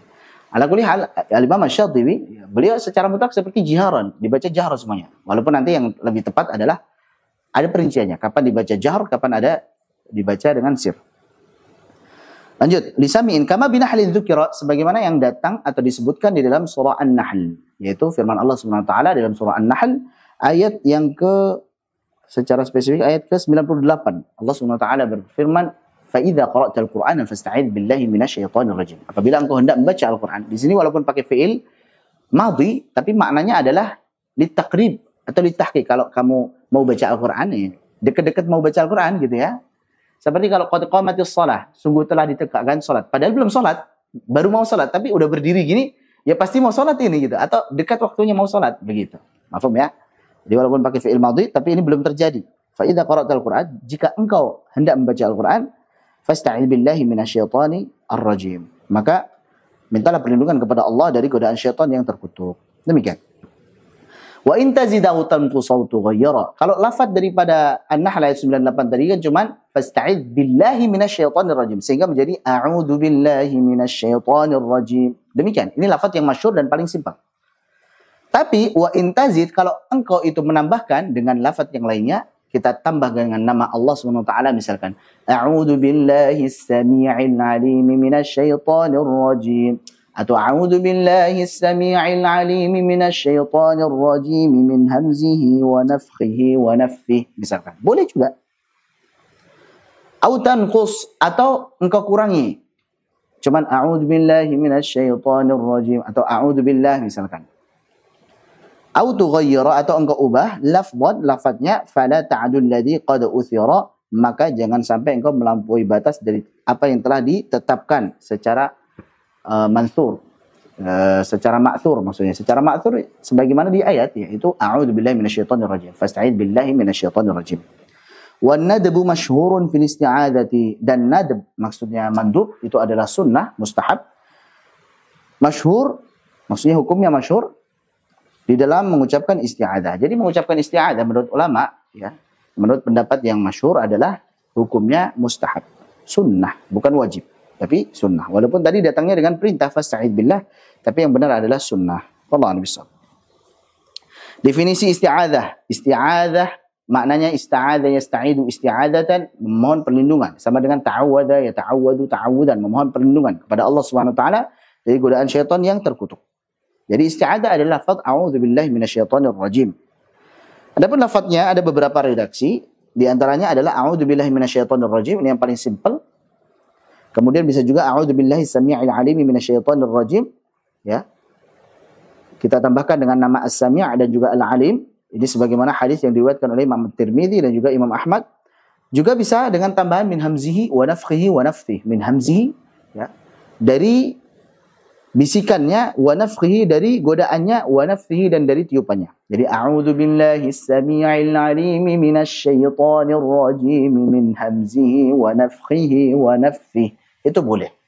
Jadi kalau kita tambahin dengan seperti itu pun juga boleh. Wallahu a'lam bishawab. Hukum membaca isti'adzah sebelum membaca Al-Quran, sebagian mengatakan wajib berhujjah dengan firman Allah, fa idza qara'tal Qur'ana fasta'idz billahi minasyaitonir rajim. Ya, mayoritas mengatakan sunnah, sama juga dalilnya, fa idza qara'tal Qur'ana fasta'idz billahi minasyaitonir rajim. Jadi hukumnya itu sunnah, tidak sampai wajib. Karena kalau wajib antum lupa isti'adzah maka dosa. Kalau antum nggak baca isti'adzah maka antum dosa. Tapi yang benar adalah kalau nggak baca isti'adzah nggak apa-apa, nggak dosa gitu. Hanya kalau antum baca itu dapat pahala. Demikian. Atau sunnah muakkadah, sunnah yang ditekankan. Ini yang lebih tepat ya, sunnahnya sunnah muakkadah. Di sini disebutkan adapun jumhur fuqaha ahli fikih berpendapat bahwa hukumnya sunnah muakkadah, sehingga jika seseorang tidak membaca isti'adzah sebelum membaca Al-Qur'an maka ia tidak berdosa, hanya saja ia telah meninggalkan amalan yang utama. Namun selayaknya seorang mukmin berusaha taat dalam menjalankan perintah Allah, baik itu yang wajib maupun yang sunnah. Wallahu a'lam. Jadi kita laksanakan saja, mau itu sunnah kita laksanakan. Baik, sekarang kondisi mengeraskan bacaan isti'adzah. Kapan itu? Yang pertama, saat depan khalayak, lagi ada acara, misalkan kita baca Al-Qur'an, ya ta'awud dulu supaya memalingkan perhatian para pendengar kepada kalamullah. Jangan tiba-tiba wa ayyuba. Nah, jangan tiba-tiba begitu, tapi a'udzu billahi minasyaitonir rajim misalkan. Jadi orang langsung perhatian, memusatkan perhatian kepada bacaan Al-Qur'an. Yang kedua, saat meruqyah, namanya lagi ruqyah ya. Ya supaya jinnya dengar, ya kita baca dengan keras isti'adzahnya. A'udzu billahi minasyaitonir rajim. Demikian. Disertai dengan penghayatan, tadabbur ya, karena ruqyah bukan hanya tentang lafaz saja tapi juga dengan memainkan perasaan kita, hati kita menghayati apa yang kita baca tersebut ya. Mengimani betul-betul ini sedang mengobati orang yang sedang sakit karena kemasukan jin. Yang ketiga, saat baca Al-Qur'an secara bergantian, kita lagi tadarrus, lagi bersama-sama, berjamaah, kemudian kita sebagai pembaca yang pertama, maka kita keraskan isti'adzahnya. Tapi kalau semuanya pembaca yang kedua, ketiga, ke-10 misalkan, itu nggak perlu dikeraskan. Ya, jadi langsung saja lanjut ke ayat berikutnya. Demikian. Jadi ini 3 kondisi, antum hafalkan 3 kondisi kita membaca isti'adzah dengan jahr. Adapun kondisi yang lain, maka kita membaca isti'adzahnya dengan sir. Kapan itu? Ada 4 kondisi yang disebutkan di sini, yaitu saat sholat. baik saat salat sir maupun salat jahr, baik saat menjadi imam, makmum, ataupun saat salat sendirian. Jadi saat salat sir ataupun jahr, saat jadi imam ataupun makmum, ataupun saat salat sendirian, maka isti'adzahnya kita lirihkan, tidak dikeraskan. Yang kedua, saat baca Al-Quran sendirian dalam kondisi sepi. Ya lagi sendirian, kondisi sepi, ya kita nggak perlu mengeraskan isti'adzah, nggak apa-apa. Yang ketiga, saat membaca Al-Quran dengan sir, tidak dikeraskan. Memang kita habis sholat, nggak dikeraskan. Kita misalkan habis zikir selesai, terus kita pengen baca Al-Quran. Ya, cuman komat kami itu. Nggak perlu dikeraskan, nggak apa-apa. Pengen bacanya pelan. Memang pengen bacanya apa? Sir, pelan. Dengan mulut tetap, tapi pelan. Yang keempat, saat membaca Al-Quran secara bergantian bersama jamaah, namun bukan pembaca yang pertama. Jadi pembaca kedua, ketiga, ataupun yang terakhir, misalkan tidak perlu kita mengeraskan isti'adzah. Ini sebagaimana diukil daripada perkataan Syekh Abdul Nasir, beliau mengatakan, wa akhfa musirrun wal musalli wa man khala, wa man kana fi jam'in wa lam yaku awwala. Wa akhfa musirrun, dan melirihkan bacaan isti'adzah bagi orang yang musirrun. Baca sendiri dalam kondisi sepi, seperti lagi murojaah sendiri, ya udah dibaca dengan sir saja, dengan pelan saja. Wal musalli, ataupun saat sholat, orang lagi sholat baca isti'adzahnya dengan lirih. Wa man khala, ataupun baca saat musirun, maksudnya baca Al-Qur'annya emang lagi pelan gitu ya. Musirun itu maksudnya setelah sholat kita pengen murojaah tapi bacanya lagi pelan, maka ya pelankan juga bacaan isti'adzah. Wa man khala, saat sepi, nggak ada orang lain, nggak ada yang memang kita perdengarkan bacaan Al-Qur'an tersebut, lagi murojaah sendiri, ya sudah, tidak perlu mengeraskan isti'adzah. Wa man kana fi jam'in, atau saat membaca bersama-sama secara berjamaah dan kita walam yaku awwala, bukan yang pertama, maka ini tidak perlu mengeraskan isti'adzah. Lanjut, sudah selesai isti'adzah, bait ke-23 sampai 25 terkait dengan basmalah. Berkata An-Nadhim rahimahullah ta'ala, wa basmilan bada'an siwa bara'ati. Wa basmilan, dan benar-benar bacalah basmalah bada'an saat di awal surah, gitu ya. Lebih tepatnya insyaAllah saat di awal surah, siwa bara'ati, kecuali di surah Bara'ah. Ya kalau di awal surah Al-Fatihah, Al-Baqarah, Al-Imran, An-Nisa, sampai An-Nas, kecuali At-Taubah atau Al-Bara'ah, maka kita baca basmalah setelah ta'awud tadi. Mafhum ya? Ini untuk bait yang ke-23. Bait 24, sekarang pembahasan kalau di tengah-tengah bagaimana? Wa khuyural badi bi ajza'is suwar. Kalau di tengah-tengah surat, misalkan kita baca di tengah-tengah surah An-Nisa misalkan, Ar-rijalu qawwamuna 'alan nisa misalkan. Maka kita khuyural badi bi ajza'is suwar. Kalau memang kita mulai bacaannya dari tengah-tengah surah, maka kita berada di atas pilihan. Antum boleh baca basmalah atau tidak? Jadi boleh a'udzubillahi minasyaitonir rajim. Ar-rijalu qawwamuna 'alan nisa, atau dengan basmalah. A'udzu billahi minasyaitonir rajim. Bismillahirrahmanirrahim. Wa'budullaha wa la tusyriku bihi syai'a. Misalkan. Paham ya?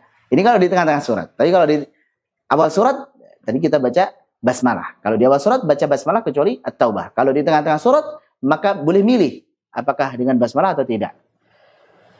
Wal Ja'bari fi bara'atin hadar. Nah, sekarang Al-Imam Al-Ja'bari, beliau berpendapat, kalau di tengah-tengah suratnya ini ternyata surah At-Taubah, gimana? Nah, kalau tadi menurut jumhur, ya nggak apa-apa baca basmalah di tengah-tengah surat apapun itu. Mau surat An-Nas, mau surat Al-Fatihah, atau surah At-Taubah, kalau di tengah-tengah surat ya baca basmalah. Atau tidak baca pun nggak apa-apa. Tapi khusus Al-Imam Al-Ja'bari, kalau di At-Taubah maka beliau hadar, beliau melarang untuk membaca basmalah. Sebagaimana saat kondisi di awal surah At-Taubah. Jadi Al-Imam Al-Ja'bari, beliau berpendapat bahwa baca basmalah di surah At-Taubah itu nggak perlu. Ya, beliau melarangnya. Mau itu di awal surah At-Taubah atau di tengah-tengahnya. Jelas ya, ini khusus Al-Ja'bari. Al-Imam Al-Ja'bari ya beliau adalah seorang yang masyhur di bidang ilmu tajwid dan juga qiraat. Imam Al-Ja'bari ini. Kita jelaskan di bawah ini, beliau wafat pada tahun 732 Hijriah. Beliau berpendapat bahwa membaca basmalah di tengah surah At-Taubah juga dilarang, sebagaimana membacanya saat di awal surah. Baik. Wal Ja'bari fi bara'atin hadar. Dan Al-Imam Al-Ja'bari beliau melarang juga saat membaca di tengah-tengah surah At-Taubah. Sama sebagaimana saat di awal At-Taubah. Wa qata' wasil, maka putuslah dan juga sambunglah fa arba'un fi awwali kullin. Totalnya nanti kalau di awal surah membaca antara isti'adzah, basmalah dan juga awal surah itu nanti ada 4 cara. Ana ulangin. Jadi total cara membacanya kalau di awal surat, taib, maka ada 6 cara. Maksudnya membaca isti'adzah, basmalah dan awal surat. Caranya nanti ada 4 cara totalnya. Wa fil ajza'i sittun tanjali. Kalau di tengah-tengah surat maka jelaslah caranya ada 6. Kenapa ada 6? 4 tambah 2 lagi. Yaitu yang dengan basmalah dan juga tanpa basmalah. Jadi kalau yang di tengah-tengah surah ada yang tanpa basmalah, ada yang dengan basmalah. Demikian. Mafhumnya insyaallah. Baik, kita lihat di sini. Cara membaca isti'adzah, basmalah dan awal surah. Ada 4. Yang pertama adalah qat'ul jami', yaitu memotong antara isti'adzah, basmalah dan awal surah. Contohnya, a'udzu billahi minasyaitonir rajim.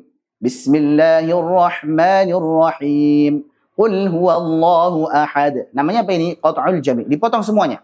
Dipotong awal isti'adzahnya, dipotong basmalahnya, dipotong juga awal surahnya. A'udzu billahi minasyaitonir rajim. Potong. Bismillahirrahmanirrahim. Potong.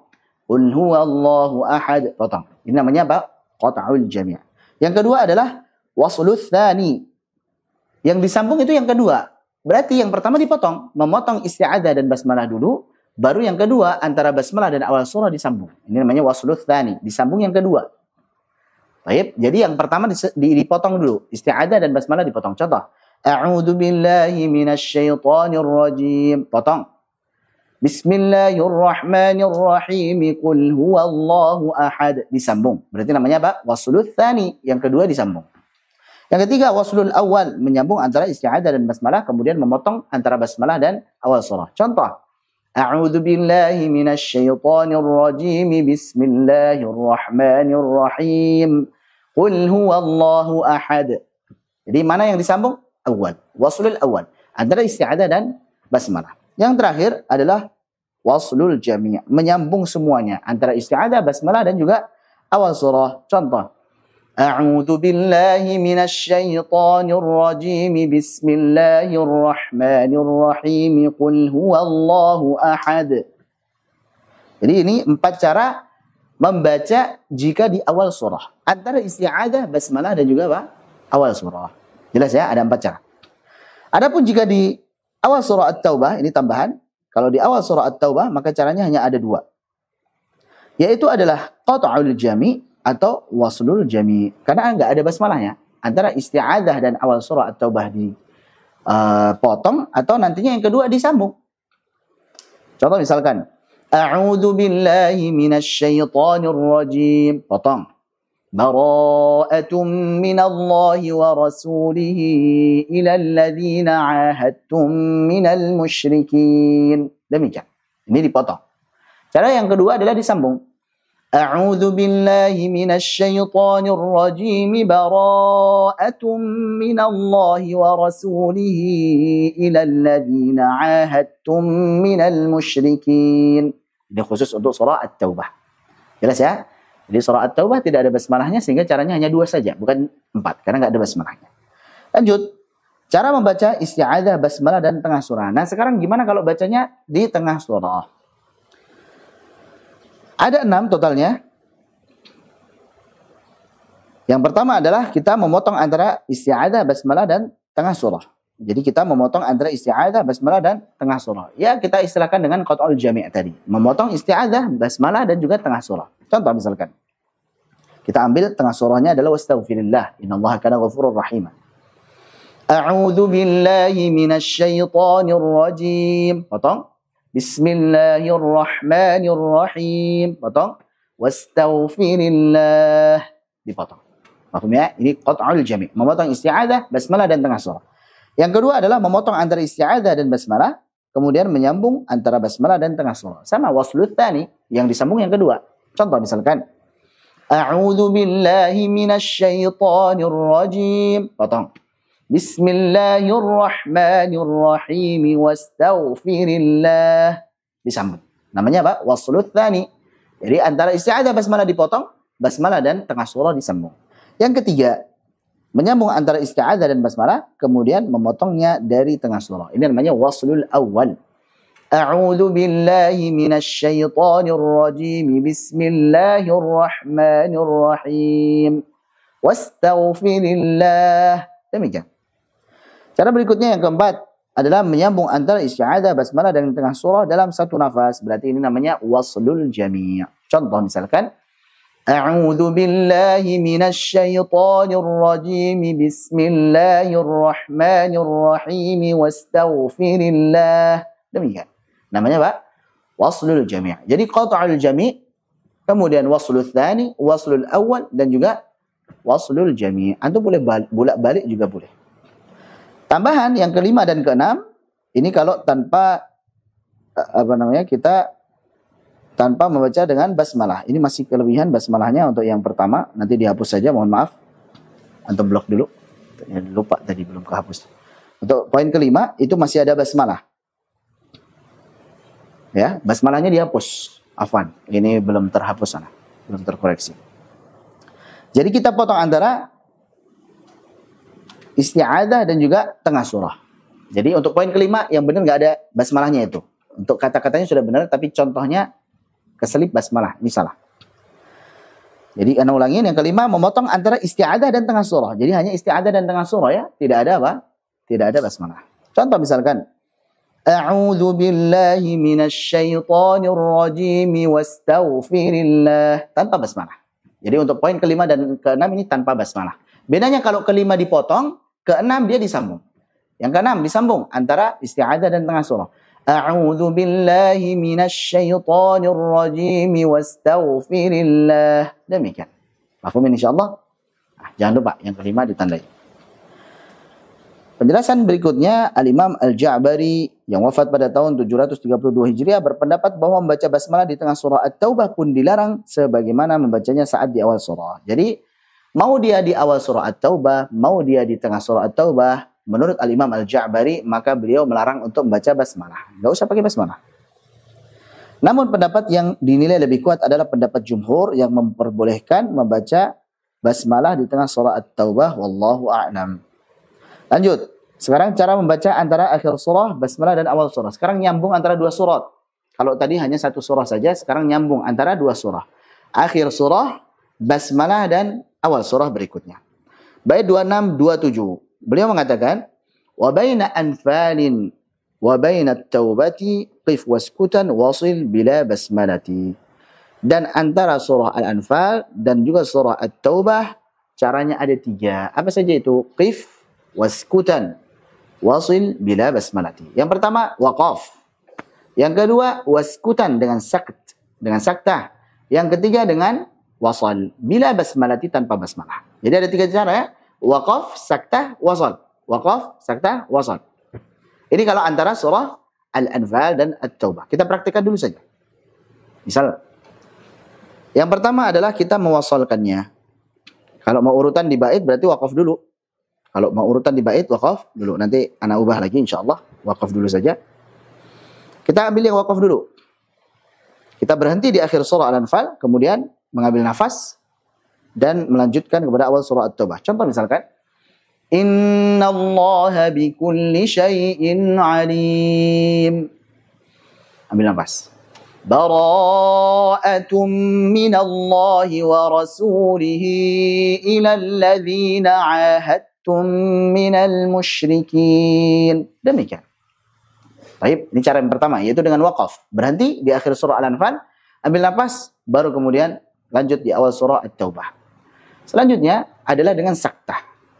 Kita berhenti sejenak di akhir surah Al-Anfal, tanpa mengambil nafas, baru dilanjutkan dengan awal surah At-Taubah. Tapi tanpa ambil nafas tadi ya. Contoh misalkan, Inna Allah bikulli syai'in alim. Bara'atum minallahi wa rasulihi ila alladhina ahadtum minal musyrikin. Cara yang kedua, saktah. Cara yang ketiga adalah dengan diwasal. Contoh misalkan, Inna Allah bikulli syai'in alimun bara'atum minallahi wa rasulihi ila alladhina ahadtum minal musyrikin. Demikian. Jadi ada tiga cara ini. Sama dengan apa yang disampaikan oleh Syekh Utsman Sulaiman Murad dalam Salsabil Syafi. Beliau mengatakan bahwasanya wa baina anfalin wa taubatin ata waslun wa saktun thumma waqfun ya fatah. Antara surah Al-Anfal dan surah At-Taubah maka caranya bisa dengan 3, yaitu dengan waqaf, kemudian saktah dan juga wasal, wahai pemuda. Sama ya. Lanjut. Bait ke-27, wa baina ma siwahuma qata' wasili jami'a nawsil thaniyan bil awwali. Wa baina ma siwahuma. Adapun selain daripada antara dua surat tersebut, berarti antara Al-Anfal dan juga At-Taubah, selain daripada dua ini, entah itu antara Al-Fatihah, Al-Baqarah, entah itu antara Al-Baqarah, Ali Imran, atau Ali Imran, An-Nisa, atau Al-Falaq ke Anas misalkan. Pokoknya selain daripada Al-Anfal dan At-Taubah, iqta' wasili, putuskan dan juga sambungkan. Jami'a nawsil thaniyan bil awwali. Yang pertama bisa qat'ul jami' atau waslul jami'. Cara pertama iqta' jami'an, sil jami'an. Begitu ya. Iqta' jami'an namanya qat'ul jami', yaitu memutus antara akhir surah, kemudian basmalah, kemudian apa? Awal surah. Yang kedua, waslul jami', disambung seluruhnya antara akhir surah, basmalah dan juga awal surah. Ausil thaniyan bil awwali. Cara yang ketiga yang diperbolehkan adalah sambungkanlah antara yang terakhir, ausil thaniyan bil awwali. Ausil thaniyan bil awwali. Yang berikutnya adalah, kita lihat di sini. Ausil thaniyan bil awwali. Sebentar. Waslul jami' atau waslul tsani. Jadi yang betul waslul tsani. Mohon maaf. Waslul tsaniyan jami'an aw waslul tsaniyan disambung yang kedua bil awwali.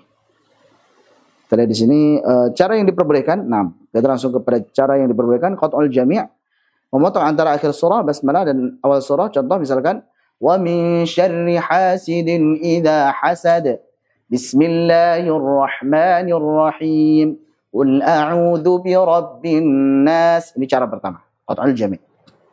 Yang kedua adalah waslul tsani. Contoh misalkan وَمِن شَرِّ حَاسِدٍ إِذَا حَسَدَ بِسْمِ اللَّهِ الرَّحْمَنِ الرَّحِيمِ. Jadi akhir surahnya kita putus, kemudian basmalah dan awal surah kita sambung. Yang ketiga adalah waslul jami'. Kita sambung semuanya. Wa min syarri hasidin idza hasada bismillahirrahmanirrahim qul a'udzu birabbin nas. Baik, ini waslul jami'. Yang tidak diperbolehkan adalah waslul awal. Wa min syarri hasidin idza hasada bismillahirrahmanirrahim qul a'udzu birabbin nas. Kenapa ini tidak diperbolehkan? Khawatirnya nanti orang yang mendengarkan ini jadi rancu. Ini seolah-olah basmalah adalah bagian dari akhir surat. Ya, wa min syarri hasidin idza hasada bismillahirrahmanirrahim. Seolah-olah basmalahnya yang akhir surah. Ini salah ya. Maka cara yang keempat ini tidak diperbolehkan. Wallahu a'lam bishawab. Sudah selesai alhamdulillah. Barangkali ada yang mau disampaikan, ditanyakan atau mungkin ada koreksi, silakan. Baik. Ada? Apa itu? Di surat Quraisy ayat 1 dan 2 tentang hukuman badan atau mat asli. Baik. Surah Quraisy kalau kita berhenti ayat 1 dan 2 ya.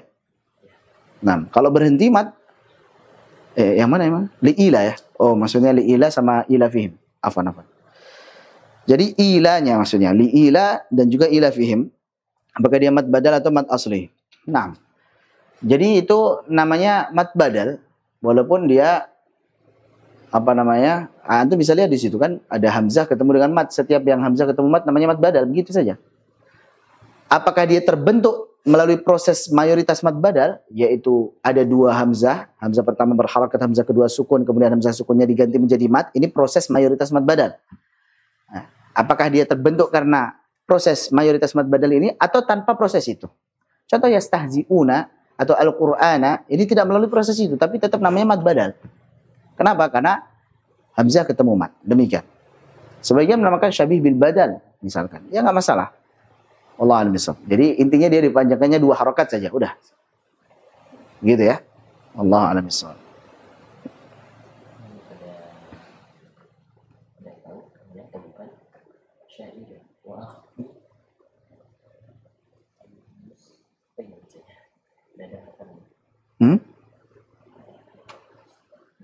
Apa itu yang pertanyaan?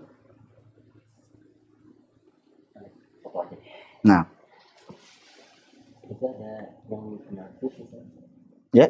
ada yang aktif. Yang mic-nya aktif bisa minta tolong dimatikan atau dari sini aja. Ya, Oh, mau nanya. Tayyib. Tafadhal. Assalamualaikum warahmatullahi wabarakatuh. Naam. yang ngomong. Oh ya, tafadhal Syekh. Kaitan tadi dengan baik yang wakafkan itu dengan musuh dengan manusia. Itu termasuk kaitan juga itu. Gimana Syekh? Memakai musuh, maka itu baik sangatnya pecah. Jadi di bahasa tawilnya itu kalau memakai wakafkan musuh dengan musuh dengan manusia, memakai musuh itu. Oh, ini kalau menurut ininya ya. Ya wallahu alam Syekh. Kalau untuk kaedahnya dapatnya anak seperti itu. Jadi kalau memang dia menyalahi, anak itu dapat dari Ustadz Ufik itu malahan itu. Dari guru beliau, Syekh Abdul Nasir itu guru beliau. Oh, antum pernah tanyakan ke beliau? Jadi yang betul gimana Syekh Afan? Wa akhfan al-musir. Anak kurang jelas. Nanti ditulis saja Syekh ya. Jazakumullah khairan atas koreksinya Syekh. Ala kulli hal. Afan suaranya kurang.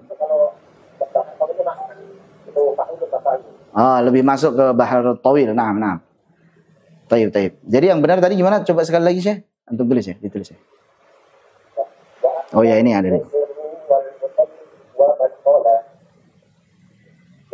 Oh, ada alif lamnya. Nah. Wa akhfal musir. Kalau dia musirun jadi bapak Betul Syekh, betul.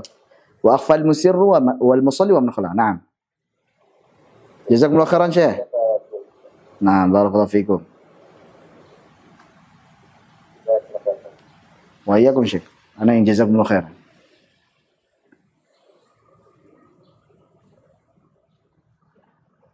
Baik, ada lagi? Kalau orang cadel masuk ke wudhu syar'i, Gimana? orang cadel masuk ke wudhu syar'i, Nah, iya, karena cadel itu kekurangan. Masuk. Walaupun ada cara-cara yang mungkin bisa mengobati cadel tersebut, ada beberapa cara. Ada pernah lihat di video YouTube gitu kan? Yang lebih tepatnya ya sama yang ahli ya, supaya tidak cadel.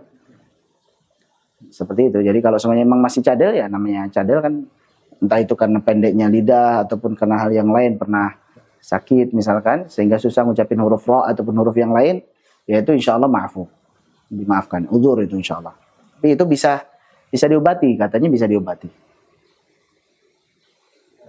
misal cadel huruf ro, apakah dia harus menempatkan dulu makhraj biar tepat? Nah, dicoba saja. La yukallifullahu nafsan illa wus'aha. Dicoba saja, kalau emang masih mentok juga nggak bisa ya udah.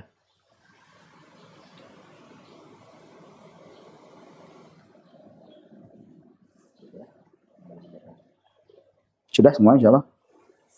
Mungkin yang tadi mau nanya belum sempat dijawab. Oh, ada yang mana itu? Yang tadi mau nanya belum, ini nanya Hah? fokus. Oh gitu. Ini ada pertanyaan. Cukup insya Allah. Kalau ada pertanyaan lagi besok insya Allah ya. Kita sudah jam 14.58 ternyata. Baik, mohon maaf jika ada kesalahan dalam penyampaian. Dan jazakumullah khairan kepada teman-teman yang sudah hadir. Dan juga atas koreksi-koreksinya, Masya Allah. Jazakumullah khairan.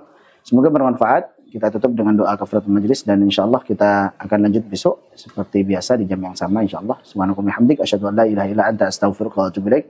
Assalamualaikum warahmatullahi wabarakatuh.